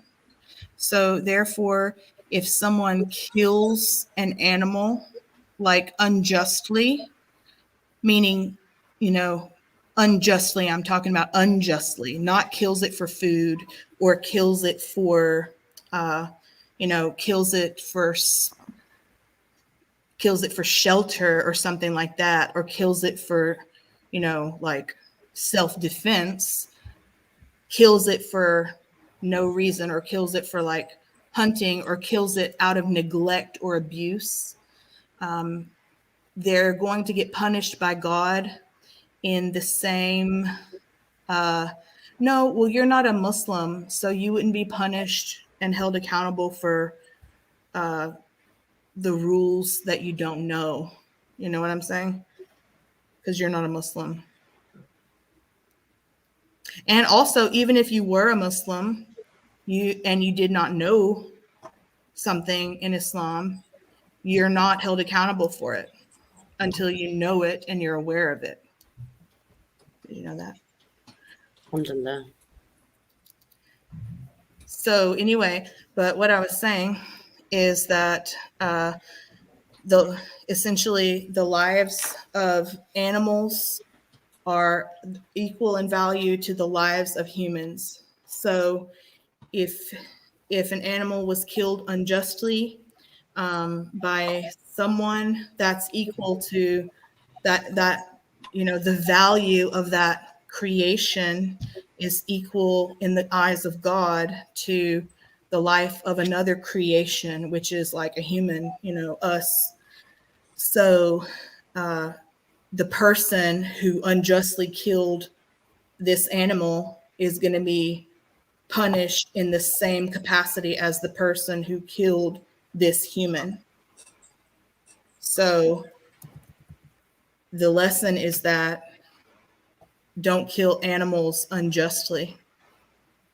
So the reason in which you can kill animals are like, for example, if a snake comes into your home and you need to kill it because it poses a threat to you, obviously. So saying it may be a jinn, that's like saying it may be a demon. Well, jinns are not demons. We don't, jinns are, that's a whole different topic. I'll do a show on what is a jinn. Hey, you want to do that, Nicole? Sure. Next time we'll do that. We'll do, so saying it may be a jinn is like saying it may be a demon. No, Mindy. Jinns are kind of like entities, but they're not demons. They're another creation. Yeah, they're another creation, but they're not, they might have like bad intentions, but they're not like what you're thinking of, like demons. Yeah, totally different. This is its own race. Yeah, it's Muslim, non-Muslim, their own whole society going on. They're not demons like you're thinking of, like the Christian idea of demons. Mm-mm. That's not it at all. That's not it. So so how do you tell the difference between an animal and a jinn? Well, you can't really, because they can manifest themselves if they choose to as animals. But that doesn't mean that they're going to hurt you. They might just manifest themselves as animals to have fun or what. I mean, I don't know. It's not. That's confused. You know what? That's confusing actually, because now they're like, I didn't mean to. No, it's not. No, it's not. No, it's not disrespectful, Mindy. It was the only thing I could think of. No, it's not disrespectful at all. I'm trying to not confuse you. It wasn't disrespectful. I'm trying to think of a way to clarify it for you, and I'm struggling. I'm struggling to think of a way to clarify this for you. That hadith that she was talking about, it was like kind of a specific hadith, not a beginner level hadith. Yeah, I shouldn't even mention this. Yeah, that hadith is not a hadith that really should be talked about for people learning like beginning steps about Islam, because now it's not like you need to go around thinking, oh, is this an animal or a jinn? Is this an Right, animal or a jinn? That's not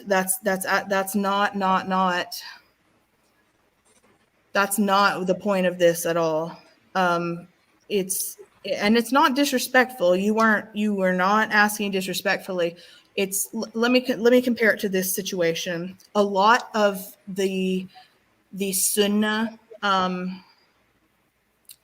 sunnah, meaning the hadith of the Prophet Muhammad, are recorded as he was talking in situations, right?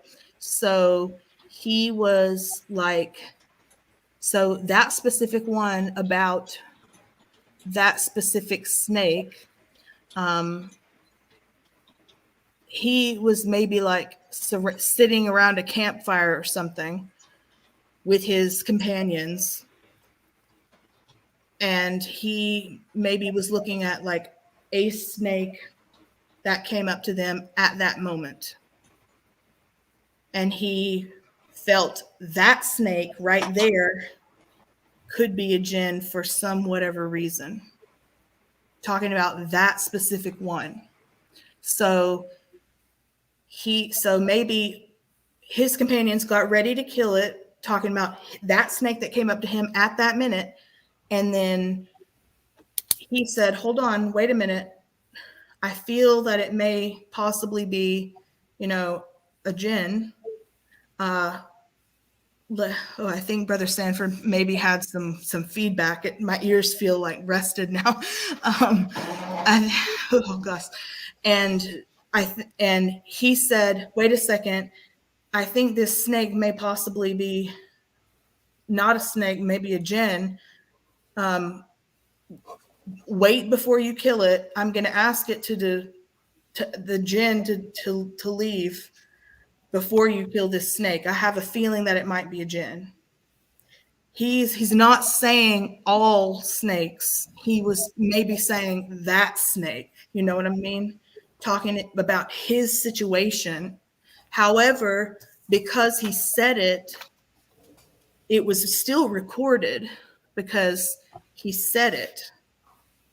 Do you understand what I mean? So, however, jinn do manifest themselves in the shapes of animals. That is a thing. They do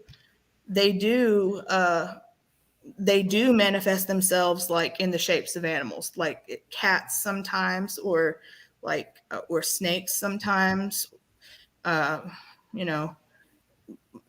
Different animals. They can do that. Is it common? Like, is it like super duper common? No, it's not super duper common. But does it happen? Yeah, it does happen. Yeah, it does happen. That's something that I'm not super informed on, and I need to study about it though before I misspeak and maybe give the wrong impression on. But I know I need to study more before that's one of the areas that's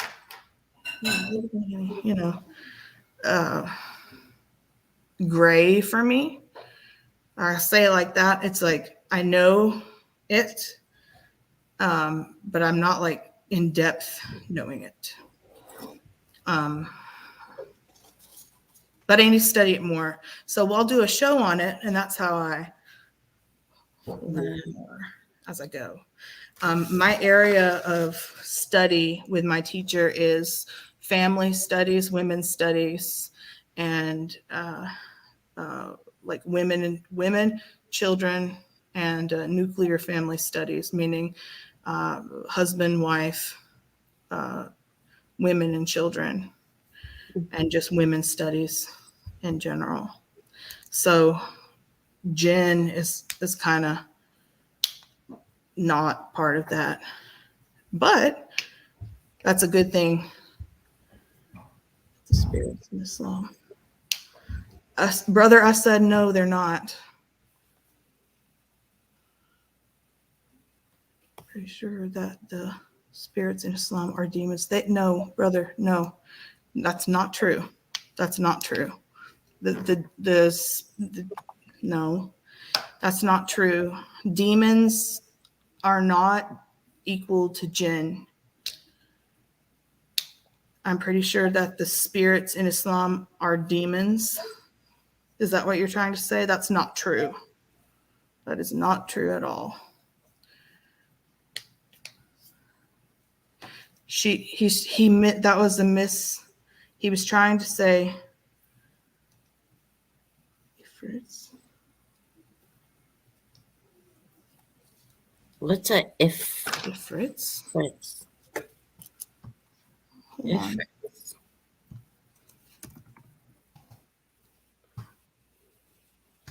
Well, either way, we'll talk more about Jinn. I mean, that's a whole other subject.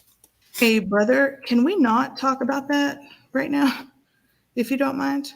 Yeah, we'll do a whole show on that. Because this is really about animals. Right. Animal.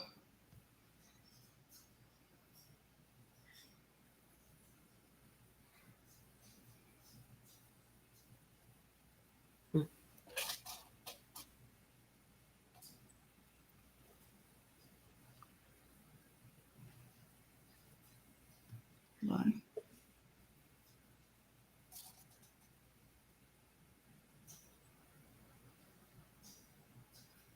Namal, I think you're muted. Are you muted? No. Yeah, you're muted. Hold on.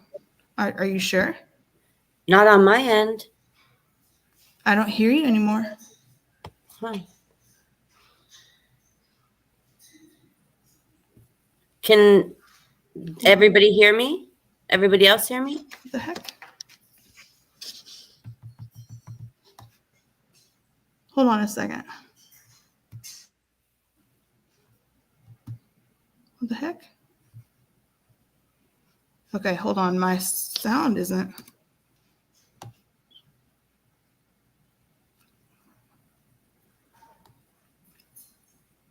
Yeah, they can hear us. Okay. My computer sound is supposedly not. Okay, let me troubleshoot this. Hold on a minute. Hold on. 1 minute. Donish? Donish?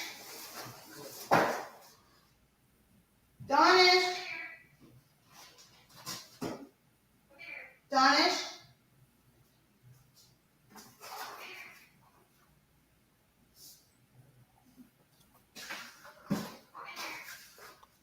Donish?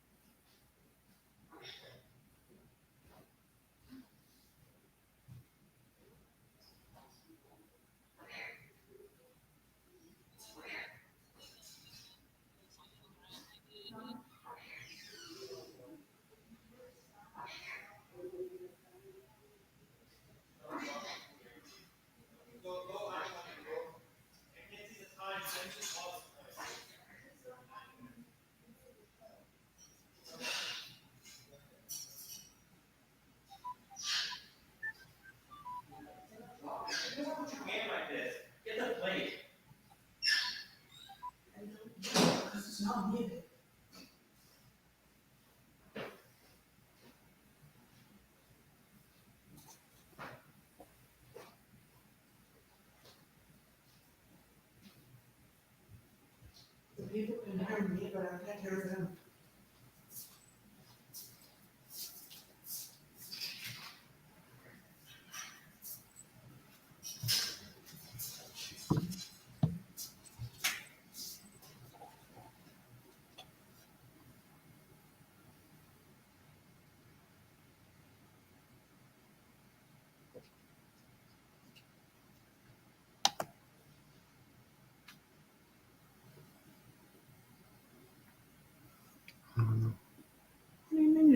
I don't know what you did. Did you press anything? No, Then? How did that I happen? started not hearing my co-host, and I said, "I think you're muted," and she said, "No, I'm not." And then I checked, and the people in the Can you audience. exit and restart? Might help. No, I'll just have to get off because.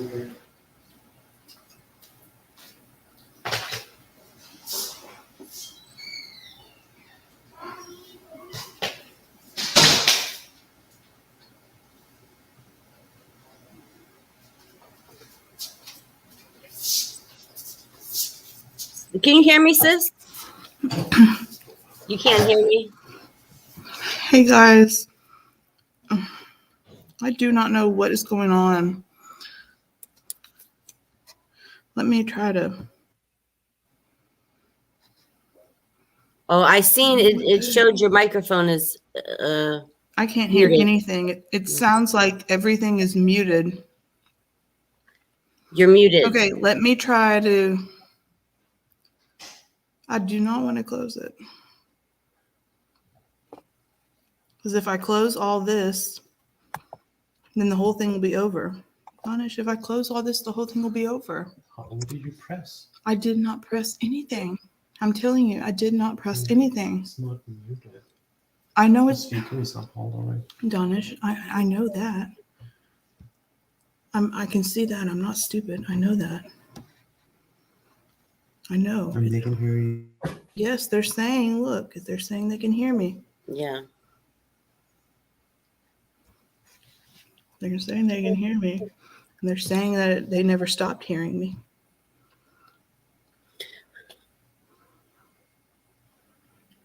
They're saying they can hear me the whole time. But all of a sudden, I don't know. But if I end the broadcast, then the whole thing will. Can you just end the audio part? Only the voice.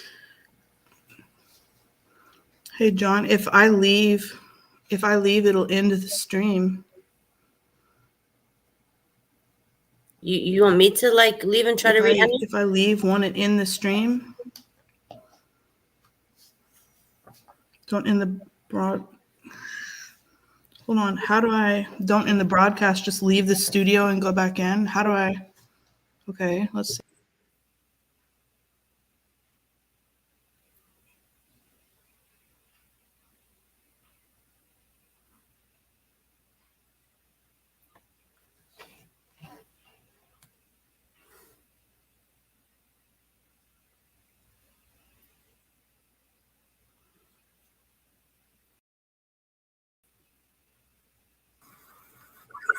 Is that better? Can you hear me now? Yeah. Okay. Yeah. Oh, yes. You can Oh, hear me? Lord. I was like, no, I don't want this. I don't want it to be gone. Alhamdulillah. Okay. Okay, good.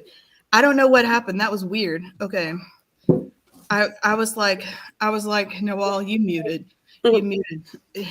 I was like, it was quiet and it went on mute, and I know something happened here. Okay. Hold on. I have to, you guys, I have to take my medicine. Okay, now that I'm not having a panic attack, I know. Thank you, Miriam. I know you were making dua for me and my twins. Have I introduced you to my twins? These two twins right here? No. They're well. Oh okay, yes, I met the one sister before. That's one. Yeah. that would make us triplets, I guess. But Yeah. they're I call them both my twin, but if I have two twins, it makes the three of us triplets. These are my twins right here, and so those. Hey, John. Assalamu alaikum. Nice to see you. Nice to have you on. So, guys, what are your thoughts about how much Islam values animal rights? Like, what are your thoughts about that? Yeah. Any surprises? Like, I mean, I know, like, in the back of our minds as Muslims, nothing surprised you, really. I mean, because really, when I was looking this stuff up and researching it about animal rights, I was expecting to find things like that the whole time, because I know how Islam goes, you know, and I was expecting to find stuff like that. But it blew me away when I found out how much I found. It Yeah. blew me away. It blew me away, for real. It blew me away. Like I knew basically and essentially what the halal guidelines were. But when I found you have to rest the animal in the days before, you have to feed it extra in the days before slaughter, I was like, man, that is like over and beyond, you know? Yeah. I never heard that either. That was a new one for me to hear that, you know, about the days prior. I knew a couple hours before, like they have to be calm when you're doing it and things like that, but not Yeah, even nights before you have to prepare. I never knew that. exactly. SubhanAllah. Exactly. And then I mean, I'm not surprised by seeing it, but I didn't actually know that animals that were abused are not fit for slaughter. Yeah, that was new to me too. Yeah, I mean, it makes total sense that they are, but wow, you know? And then, like, how would they actually know that they were abused? It's an, I mean, someone who abuses their animals, I wouldn't expect that they would be honest people to say, like, oh, I abuse my animals and I'm being honest with you to tell you, but here they are for slaughter. Dude, what? Hey, Noel, I have to pray Isha, the alarm. I mean, not the alarm, the Adhan, but oh my gosh, look who's here. My little brother. He must have just woken up. Brother Muhammad, can you join our panel? Wa alaikum salam wa rahmatullahi wa barakatuh. Can you join the panel or are you just watching? Hold on, you guys. I have to take my medicine really quick before I'm so sorry. I keep having to get up, but I need to get a book over there because I need to look up something in the book yes, I want him to join. He's part of Consider This TV also. Hold on just a second. Hold on. I'm coming right back.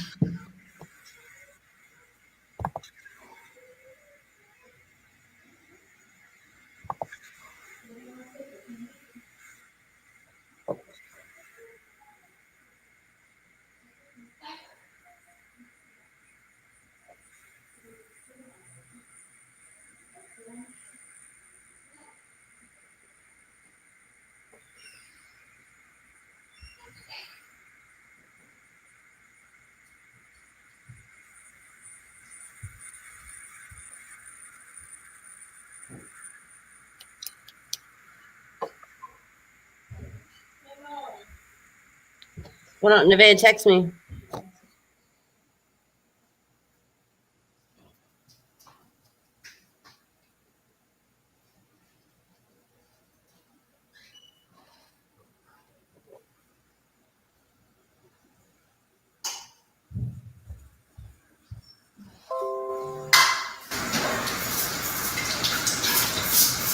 I'm coming. So sorry. Whoa, wow, it sounded like something fell. No, sorry. It was just the bird knocked over a can. Oh, Sorry. Okay. I don't have the link. Oh, yeah, I forgot to send him the link. Oh, the rock star meaning whisper, knocking over cans, brother. Oh, salam alaikum, brother Mehmet. Oh, yeah, I forgot to send him the link. Here's the link. Here's the link, brother Muhammad. Hold on. Let me get the link. Hold on. Here we go. Right here.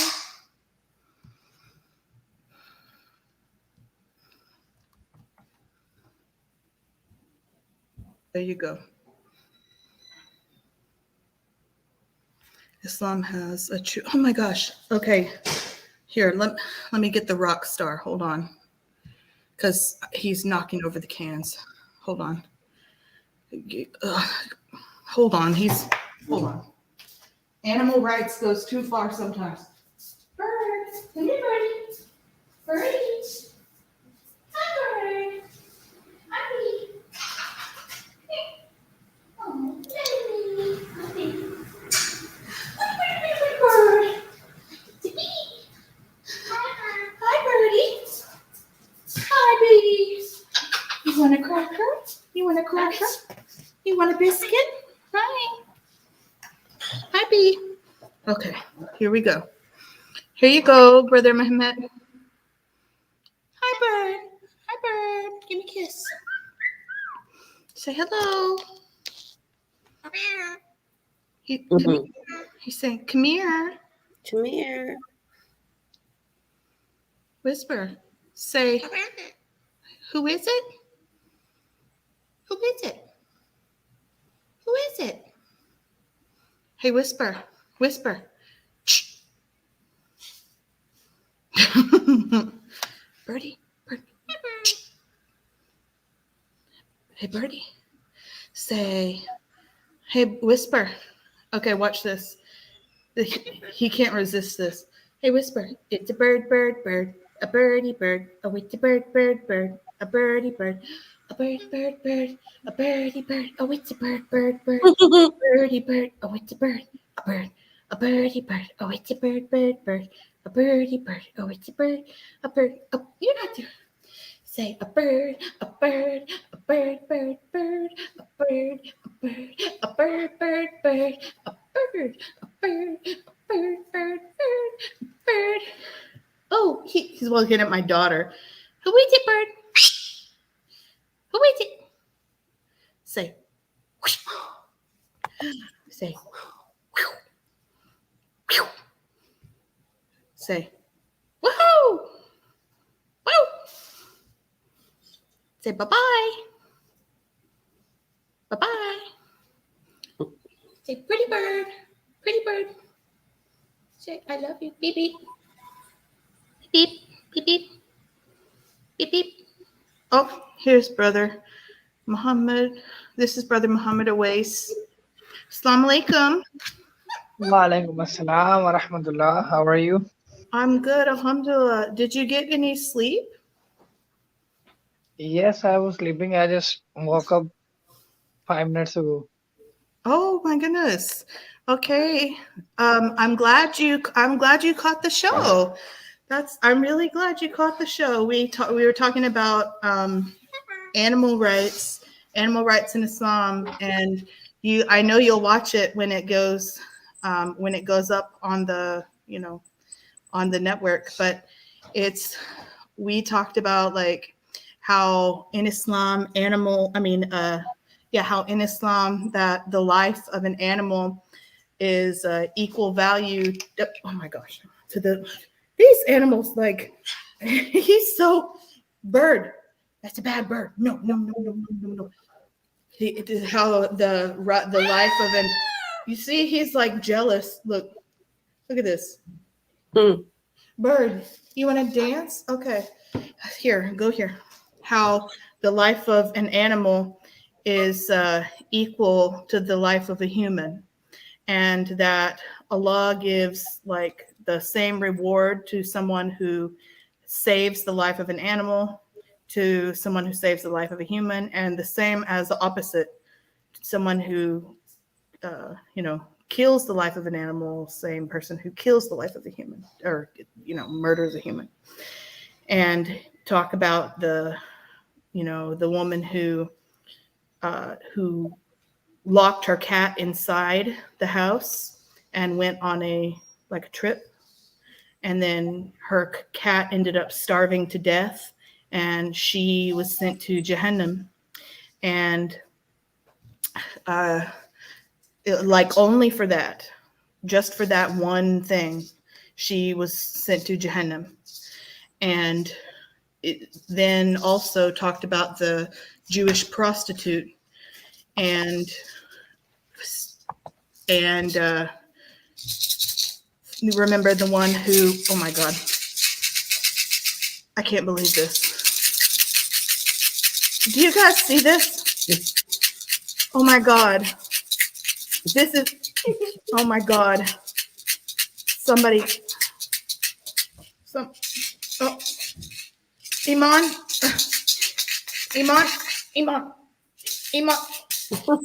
Oh my God, you The guys. bird is beating you up. Oh my God. Oh my God. I'm under attack, you guys, for real. What the heck? Oh, he's like a. Oh my God.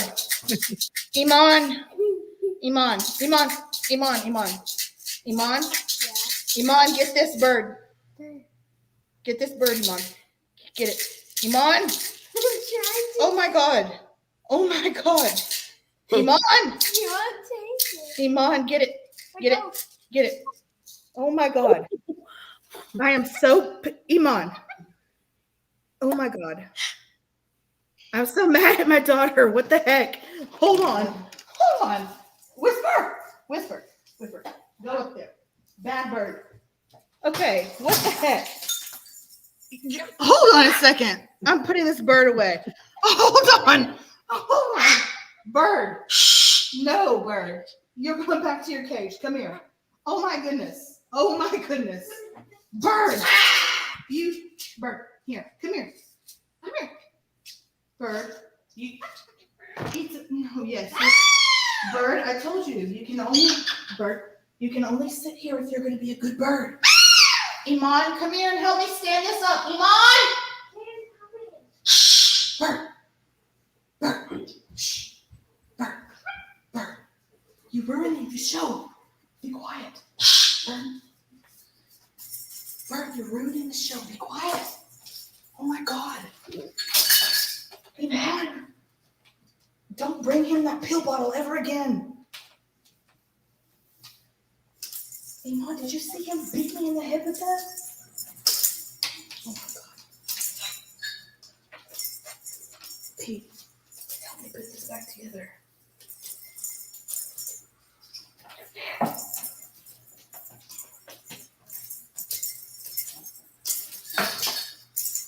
Oh my goodness. Bad bird. Come here. Bad bird.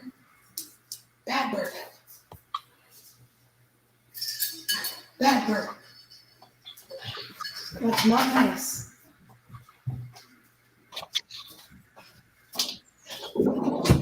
Oh my gosh. That ruined the show. Oh my gosh. I hope you guys still like Veiled in Virtue. What the heck? Look at my hijab, you guys. I was like, hello. I was like screaming for my daughter. I was like this, literally like that. You guys have to. Crazy bird, huh? I was like this, literally. I was like, oh my gosh. Do you guys still like Veiled in Virtue? I hope so. Because have you ever seen a bird do that? Oh my God. Bird. Don't do that, bird. You gotta be nice, bird. You be nice, B. You gotta be nice, bird, okay? He was trying to play. See? So listen. He just said, it's a baby. The way I play with him is okay, so he wasn't actually misbehaving. We play with the pill bottles. I get the pill bottle and I play fetch with him. Yeah. So he was like, look, I've got it, mama. I've got Right. it. And he was like, look, I've got it. Boom, boom, boom, boom, boom, boom, boom. Like, and he'll play fetch like an actual dog. Look at him right now. Look at him right now. Hmm. He's like, mommy, come play fetch with me. I'm telling you guys, he is like, he is funny. Here, baby bird. You want that? Yummy? Like the other day, I think Brother Muhammad's like mom is yelling at him. The other day he snatched a piece of pizza, like the entire piece of pizza. Salma, he is in timeout right now with a pizza crust. Look. Look, he's sitting there. He's sitting there with his pizza crust right now in timeout. Oh, Look, is he calm now? Yeah, he took his pizza. I took his toy off of his like little stand, and I gave him a pizza crust, and that's his timeout for right now. Girl, the animal rights, like he's not exactly a great. Your bunny is a much more like appropriate, what can I say, advertisement for Islamic animal rights. Right. He's over here beating me in the head, beating me in the head with a pill bottle, and I'm over here like, oh my gosh. But he's okay. He's like the equivalent of like a bit like a, I don't even know what he. See, this kind of bird likes to play rough, like a baby. I don't know, like a baby dog or something, like a baby, like rough baby tiger. He's making kiss noises now. I gotta jump off here. Yes. Okay. Sure. I'm sorry. I just Okay. done a couple things that I need to do. That is okay. For Okay. me, I think we're hour different, so I'm like. We are. Yes. It's now 10, so it's like 11 for you. But you guys enjoy, and I'll be listening. Have an amazing night. Salaam Thank you. alaikum. Wa alaikum salam, everyone. Brother Muhammad, are you there? Yes, I'm here. Can you hear me? Yes. How are you? Oh my God. Alhamdulillah, all praises to Allah subhanahu wa ta'ala. My mother was not yelling at me. Basically, I was in another room, so she was just calling me. I'm just joking. You know I'm joking. I give you a hard Yeah. time. I know. Everybody, you know, Brother Muhammad Awais. He is like my little brother. He's one of my very best friends. He's also in Consider This TV network. You can see his display picture here. His channel is KD Muslim. So everybody, please, if you haven't already, add and follow him. Yeah, I just saw Brother Mehmet said he needs his medicine. That's all. You're right. He needs medicine for something. That's true. That is true. He probably needs medicine to calm down. Now look at him. He looks all sweet, like a proper bird over there. He looks like a proper pigeon sitting calmly. Look at him, calm, proper, like happy, quiet, like sitting in one place, not running around the table, throwing things off, beating me in the head. What are you doing, bird? Now you're being a good bird. Now you're being a good birdie. Why don't you sit on my shoulder like that, bird? You're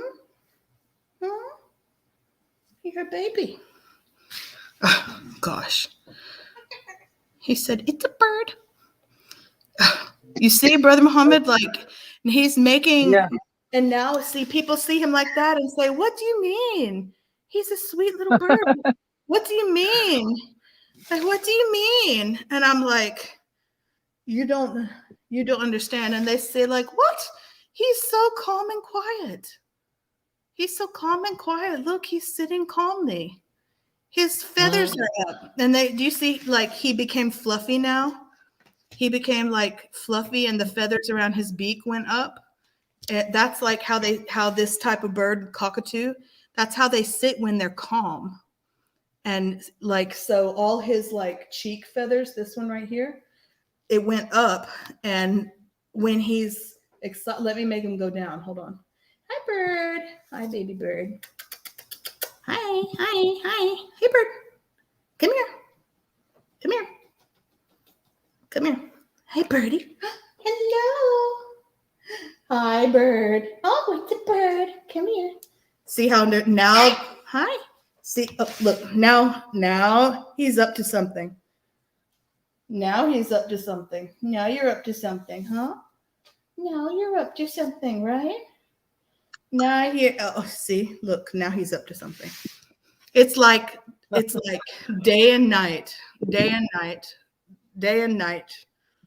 5 minutes here, 5 minutes there. Look, I'm telling you. He climbed up here. So, hi. See, I love this bird. It's his way of reminding you to take your meds, sister, Miriam said.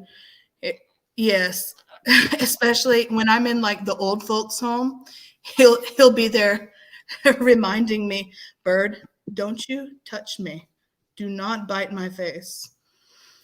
You guys, he is the sweetest, like, but I need to work on his compassion. Sometimes he's like lacking in compassion. I'm trying to teach him to be a proper Muslim. Okay. His name is Brother Whisper. I'm trying to teach him to be a proper Muslim. He needs taqwa. I'm trying to teach him to be a proper Muslim, trying to teach him to have like proper adab, trying to teach him to have, sabr, wait for the things he needs. But he's like, definitely not quite there yet. Oh, but I did teach him to say, Sami Allahu liman hamida. He does say that. And it's really cute. Here, bird. Hey, birdie. You want bread? Want a bread? Yeah. Okay. Hi, baby bird. So, Brother Muhammad, tell everybody who you're featuring tomorrow. Yes, definitely. Tomorrow we are going to do a streaming with you About your testimony, which we were making plan from like last month or 2 months, but somehow we just had some other plans and our streaming was cancelled. And one day even we sat for your streaming, but due to some bad internet connection, we just had to record all of the things. So, but tomorrow, inshallah, we'll be going live with you. According to Pakistan, it will be 9, and for America, it will be 11 a.m. maybe. yes. And yeah, So I have the list of other countries too, which I made, but I can't go. I can't go back and tell all of them the time. oh, cool. Yeah. So, Okay. inshallah, the topic is about your testimony. So, inshallah, we'll be taking your testimony tomorrow. So Yeah.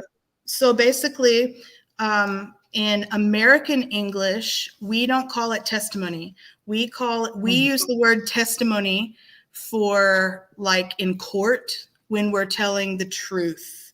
Like we only use that word in court. British English, they use it, but American English, we have bad English. Okay, we have bad informal English, and everybody will tell you, yes, it's in English, Salma. Yes, it's in English. It's in English. We're doing what I'm what I meant. Although I do speak his language, right? Right. I thought that was a surprise, and Uh-huh. anyway, no problem. Yes, it is. I was thinking that, yeah. Yes. No. So What I mean is for the American English speakers, what Brother Muhammad is talking about when he says I'm going to be giving my testimony, he means I'm going to be giving my revert story. okay, yeah, our journey to Islam. My journey to Islam. Yes. Yes. And we in America, we only use the word testimony like in the court system. When we're telling like the story about what happened in the court. Look at this bird. I can get him off my head. Come here. Come here. Come here. Look, now he Those does. Americans who are watching you right now, they might be thinking when I said that you are going to give your testimony, they might be thinking that maybe I'm going sister to has done something very terrible that she No. has to come to the court. No, they know because you're dying. No, they know. Bird. They know. They know because. No, I think they. Bird. They know because we're not in court. They can figure it out. But I'm just clarifying for like the American English speakers. I'm just clarifying so that they understand that it means, since you're saying testimony, okay, since you're saying testimony, it means I'm telling my story, but I'm clarifying that it means my religious story and not like my experience about something else. Yeah. Because it could mean any story. My story about, like if I had like a terrible car accident, or if I had, for example, my son passed away, or my, or the pandemic or something like that. So in this case, we're talking about the testimony about my journey to Islam. Right? Inshallah. Inshallah, clear. So we're going to be doing it at 11 o'clock in American Central Time, and 9 p.m., 11 o'clock a.m. American Central Time, 9 o'clock p.m., 9 o'clock p.m. Pakistan time. And then Yes. you can calculate your country's time based off of those two times. So please join us. It'll be fun, and it's going to be live, not pre-recorded. So it'll be extremely fun, and it'll be awesome. So our topic about animal rights is over, but do you guys want to talk about anything else? Any ideas? Any amazing inputs from the audience? Any inputs from you, Brother Muhammad? Do you open panel? You've got two amazing Muslims here on the panel. Anything from the audience?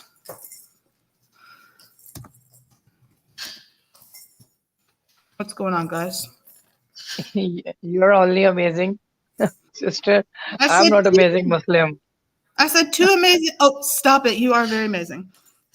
Sister Salma asked you a question. Please make the cam says steady at this time. It was fidgety. What? I didn't understand what that means, Salma. Make the camera stay steady this time. It was fidgety. I can't figure it out what she is meant to say. meaning to say. What do you mean, Salma? Please, Can you? the camera says study this. Maybe she's asking me to open the camera, It was turn pretty- on the camera.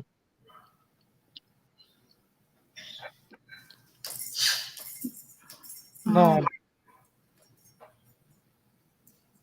I can't. I'm not sure what she's asking. She'll clarify in a minute, probably. I'm not sure what she's asking.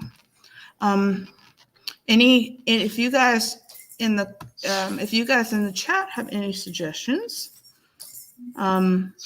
we'll definitely talk about your suggestions. Okay. It wasn't still last time for tomorrow's show. Oh, for tomorrow's, she said it wasn't still last time for tomorrow's show. Talk about animals that speak and according to the hadiths. That's very interesting. Animals that speak. Okay. Let me see. That's something very interesting. Okay, sis, no problem. So animals that speak. All right, good idea.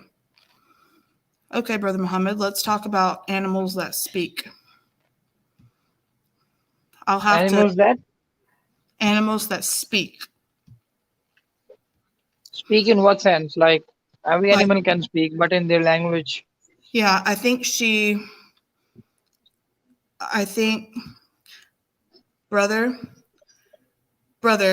I'm gonna give you like 1 minute to apologize before I remove you. I'm gonna give you 1 minute to apologize to her before I remove you from this panel. Starting now.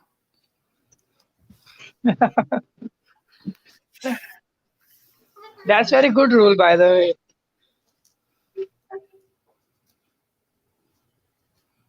I'm watching the clock.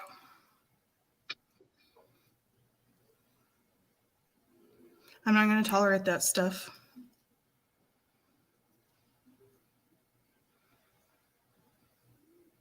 Please apologize. I'm going to give you 1 minute. I've already started watching the clock.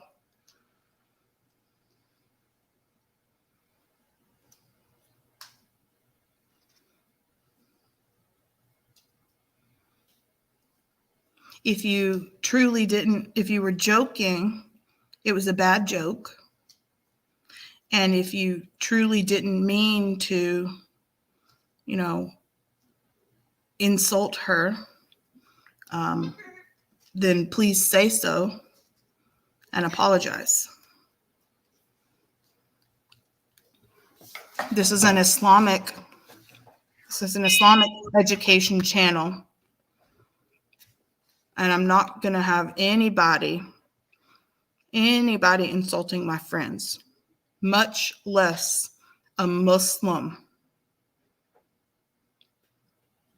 I'm watching the clock.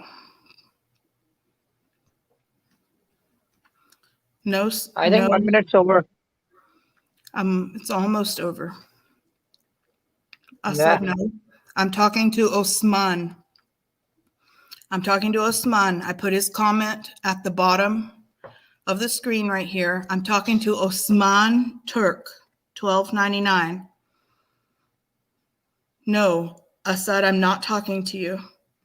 I'm talking to Osman Turk.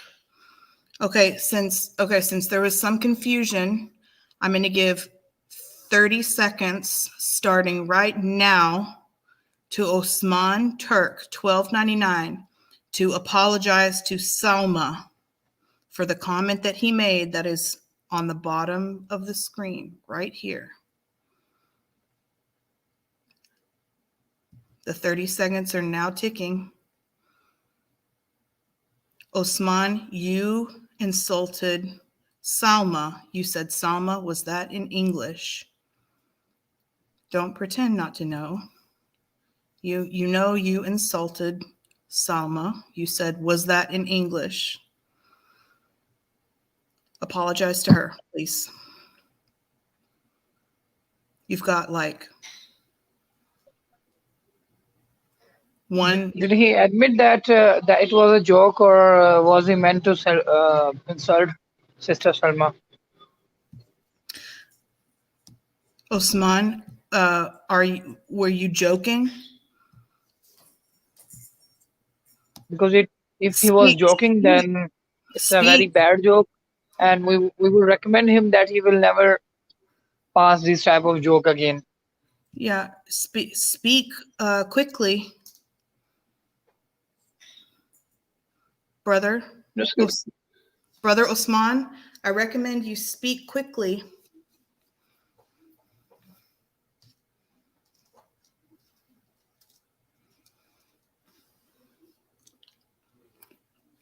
Brother Osman, do you understand what's going on?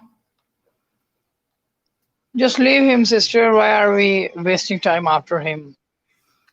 If he doesn't apologizes, then we will remove him, or if he make another bad comment about anybody in the comment section, then we will definitely remove him. I did, Just leave him brother. out. Brother, okay, of course I was. Now let me do some education for you, okay? Listen, when you didn't know what she was typing, okay? But you said, was that English? Do you not understand how that's not okay to say to people? You said you didn't know what she was typing. Well, I didn't understand what she was typing either. And Brother Muhammad didn't understand what she meant either. But did you see us? Okay. I'm sorry if I offended her. No, you say, I'm sorry, sister, that was wrong for me to say, because that was very wrong for you to say. When you say, was that English? You mocked her, brother. You mocked her. You straight up mocked her. You don't say, I'm sorry if I offended you. You say, I'm sorry. That, brother, that is so wrong. Like I am so mad right now. You mocked her. Brother, I'm like, I'm trying to control myself right now because Look, sister, he has apologized. Maybe his intention was not to actually insult her, but many times people, they just make fun of, or it made joke out of nothing, like. but this So wasn't just a joke. He straight up mocked her, and he's not taking accountability for it. And the reason that I'm not okay right now is that he said I completely understand. He said, of course he right now he said, when I said, well, were you joking? He said, of course I was. Yeah. This is not the attitude of someone who's sorry. This is not the attitude of someone who is sorry. And then he said, I'm sorry. Now listen closely. If someone is sorry, they don't say, I'm sorry if. Listen closely. Listen to me say that again. If somebody is sorry about something they did, and if they are sorry for the sake of Allah, if they are actually sorry about the bad thing that they did, they do not say, I am sorry if, because there's no if. They are just sorry. They're sorry, like, period. They don't say, I'm sorry if I did this, or I'm sorry if you think I did this. I'm sorry if I did so and so. No, you say, I'm sorry I said that, Salma. I was wrong. Can you please forgive me? That's how you apologize. That's how you apologize, brother. And I would like you to apologize to Salma, please. Is Sister Salma in the comment section? Yeah. Is she present? Yeah, she's right here. I think she should also come to the panel. She is very shy Muslima, Alhamdulillah. But Yeah, she is. I think she, And you know what? And brother, the reason that this is so offensive is that yeah, many of the people, the loyal people to my yes, exactly. it's Sister Salma is like the most loyal person to my channel. The Yes, most. indeed. She and Sister Miriam, I call them, if you scroll up in these comments right here, I call them both twin. I call Sister Miriam my twin, and I call Sister Salma my twin. I call them both my twin. MashaAllah. And there is not a single show that I've ever done that Salma has missed, ever. Yes, exactly. And you know what? She lives in London. They live in UK. Hmm. So it's very difficult to watch the show right now because I think it's very late night in London. It's or like wait, hold on. I can't remember if it's Miriam or Salma that lives in UK, but one of them lives in UK and one of them lives in Ethiopia. Is it Ethiopia? Or oh my goodness, I get it mixed up. But Sister Mariam is, I think she's from Turkey. right. Yeah. So it has to be Sister Salma, who's Okay, from London. So what? No, Miriam's USA, but Salma's London for sure. But what I'm trying to say, wait, okay, beside the point.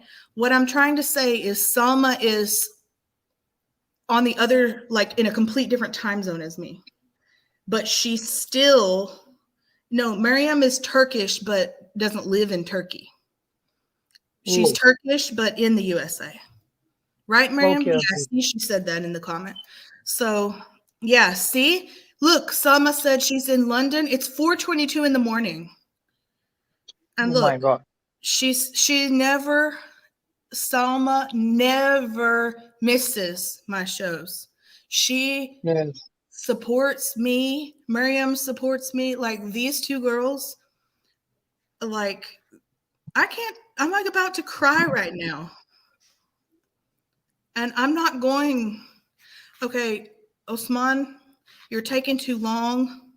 I'm very sorry. I've asked you multiple times. I've given you a long time. I'm going to remove you. Sorry.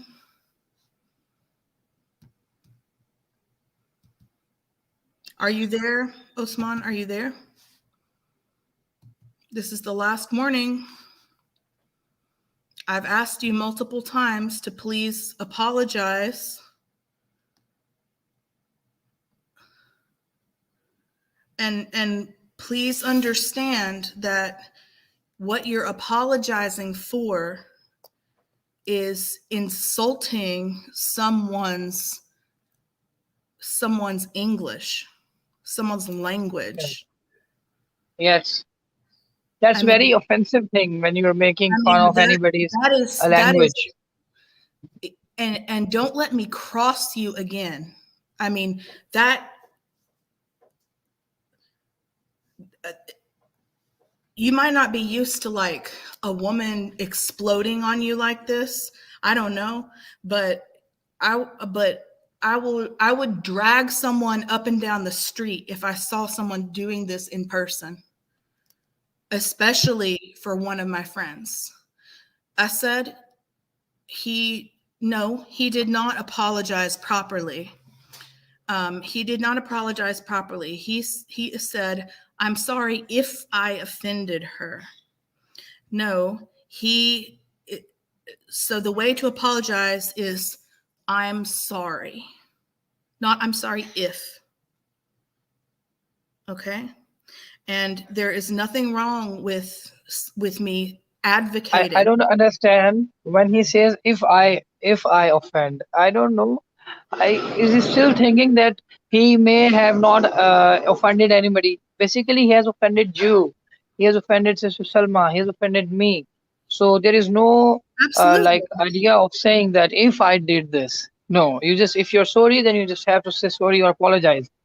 You That's do right. not use the word if, and you rightly said. Absolutely. And to be clear, Brother Osman, you've offended everyone here. Everyone. That this is a no bullying zone. Okay. This is a no bullying zone. And That's be clear, I will not tolerate bullying ever, ever, ever. And if you think I'm tough, you haven't met this guy right here, over here. This guy over here, he don't make him, don't get him started, because he's very modest right now. But if you insult a lady, if you insult a Muslima, he will, Muslim. yes, he will get extremely, extremely upset. And we do not do that here. We absolutely do not do that here. You know, like, what are you thinking, man? Insulting someone's English ability in front of a bunch of people? I mean, what?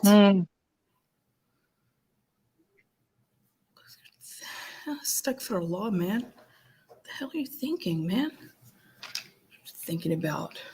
Let me go get a book, you guys. Hold on just a second. Let me mute this. Like, I have my eye on you, man. Don't do that again, okay? I forgive you for the sake of Allah, but I'm not have my eye on you, okay?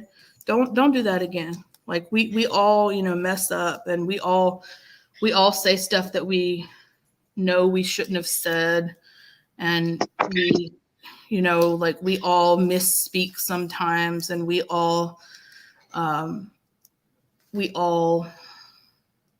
do stuff, and we're like, oh man, I shouldn't have done that. That was the wrong thing to do. Oh man, I really hurt his feelings. Like, oh crap, now I look like an idiot. And we all do things like that, but let's try, like, seriously, our really hardest not to bully people. That's something that, as Muslims, we have to make it a point never to do. Never. Because people's self-worth depends upon us. It depends upon us, It totally depends upon us. And when I say us, I mean other people. If you bully someone over and over and over, like, and that didn't happen this time, but I'm just giving an example. I'll give my own family example. I had a cousin who was born with, like, a very large birthmark on his face. And it was like this whole area was like purple and red from birth. And it made, like, the hair that was here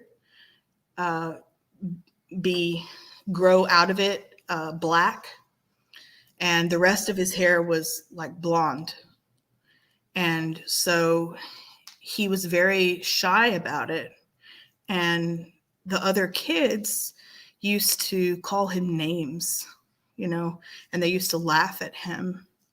And he was so self-conscious about it. And he was sad about it. And he was, whatever. And it's like, it's just, he actually ended up taking his life when he was 13 because he couldn't handle the depression, and he couldn't handle the kids talking to him all the time. It never stopped. It never stopped. And he only a kid. He took his life. So I'm not saying that, like, obviously this is nothing like that.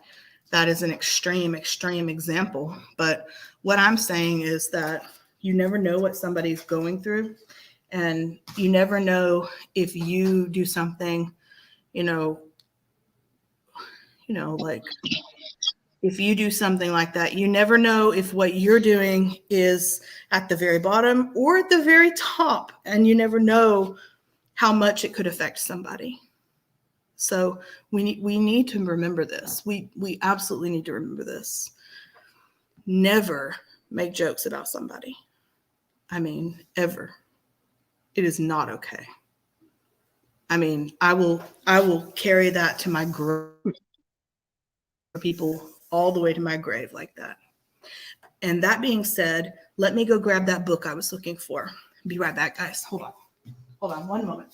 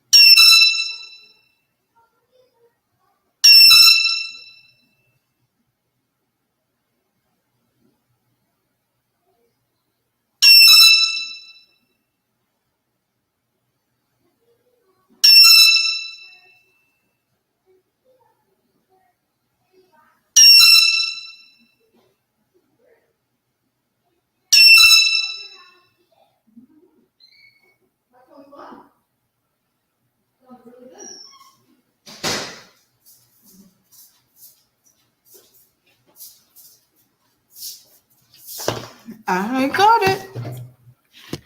Okay, sorry about that.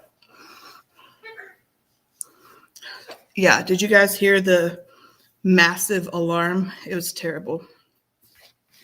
So I refer to this book all the time. It is The Ideal Muslim by Dr. Muhammad Ali al-Hashimi.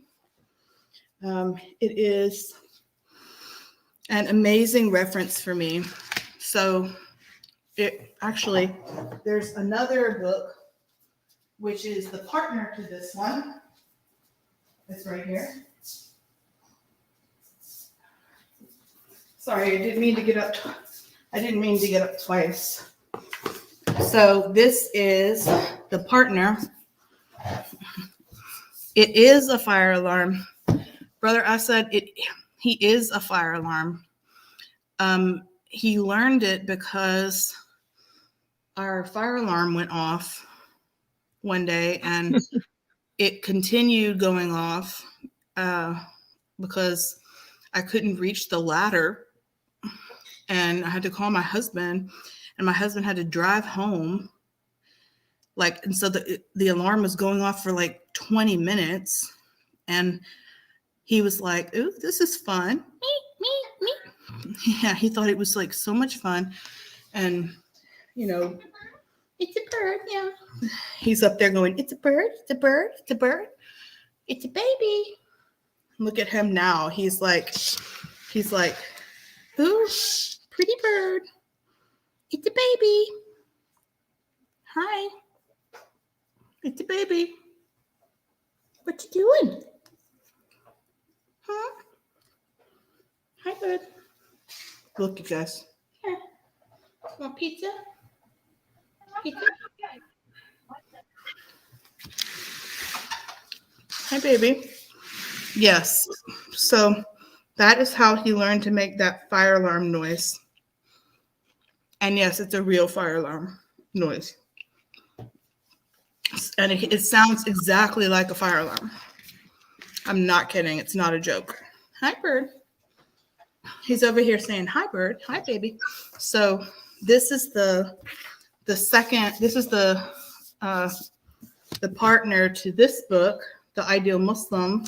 So here's The Ideal Muslim Society. Same author, Dr. Muhammad Ali al-Hashimi.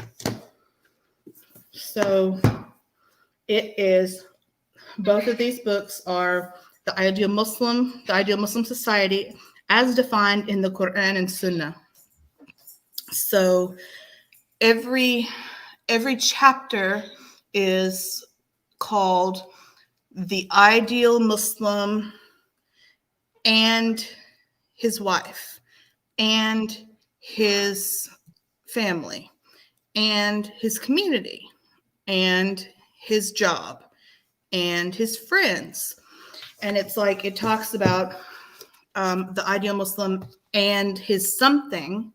And it goes through like every aspect of the ideal Muslim and his wife. Like right here, it's the ideal Muslim and his children, the ideal Muslim and his wife, the ideal Muslim and his parents, the ideal Muslim and his neighbors, the ideal Muslim and his relatives, the ideal Muslim and his brothers in Islam. You know, obviously it's saying his, but it means his and hers, right? But to make things easy, it's just saying, you know, his, because if you say his and hers every single, every single minute. What was that, Brother Muhammad? Yeah, sister, I was just saying that I need to go. So You need to go? because I had to go to my job Okay, right no now. problem. No Yeah, problem. so sorry for that I have That's to leave okay, the no streaming problem. in the middle of that, in the middle of the streaming. So please allow me to Okay, leave the stream. no problem. Okay. Okay, I'll see you. I'll Yeah. see you later. I'll see you tonight. Yeah, inshallah. I'll call you, inshallah, and we will have some questions regarding tomorrow, for tomorrow, Okay. your journey to Islam. Yeah, I will send you some of the questions, and inshallah, if you have some other questions too, then we will also add them into the list. So, inshallah, so see you soon, inshallah. Okay, All no right. worries. Okay, Have a Assalamu nice day, alaikum. sisters. Thank you. Wa alaikum assalam wa rahmatullahi wa barakatuh. You know what, guys? Actually, we have been on for like 3 hours, and I think we need. Oh my goodness, my niqab is all messed up. The bird like made everything all messed up for me. I think we need to wrap it up for tonight. It's been a very eventful stream, huh, guys? So let's wrap it up for tonight.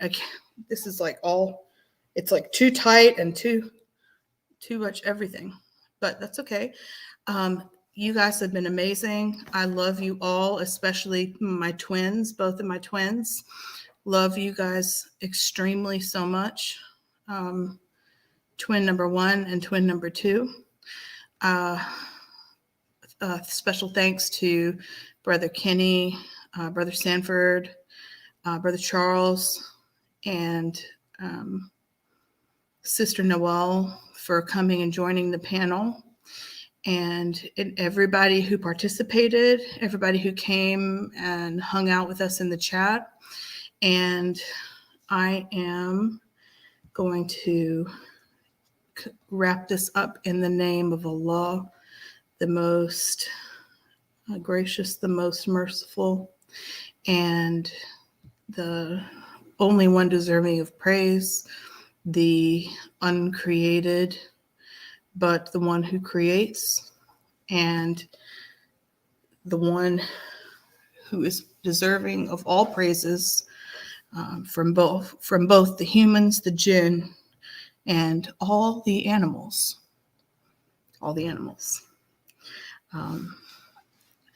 أعوذ بالله من الشيطان الرجيم بسم الله الرحمن الرحيم الله لا إله هو الحي القيوم لا تأخذه سنة ولا نوم له ما في السماوات وما في الأرض من ذا الذي يشفع عنده إلا بإذنه يعلم ما بين أيديهم وما خلفهم ولا يحيطون بشيء من علمه إلا بما شاء وسع كرسيه السماوات والأرض ولا يؤوده حفظهما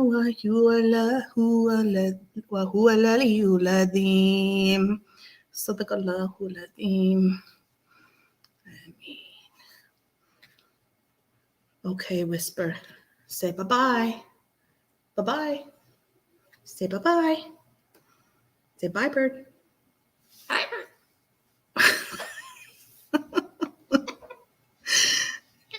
Hello. Did you guys see him say bye, bird?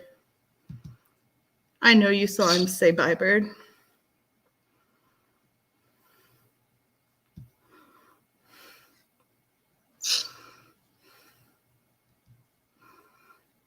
Allahumma amin. Wa iyaki.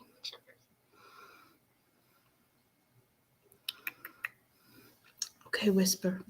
Say, I love you. Whisper. Say, I love you. Say, I love you.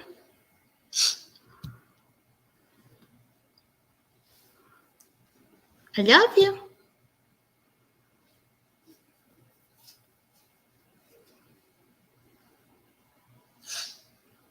Say, I love you.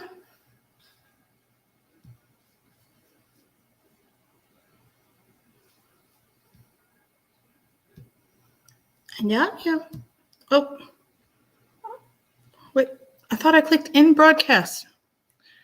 Sorry, guys. I thought I clicked in broadcast. I didn't. Okay. Assalamu alaikum wa rahmatullahi wa barakatuh, you guys. I thought I clicked end, but I didn't. Okay. Bye, bird. Bye, bird. He said bye. He said bye, bird. He said bye-bye.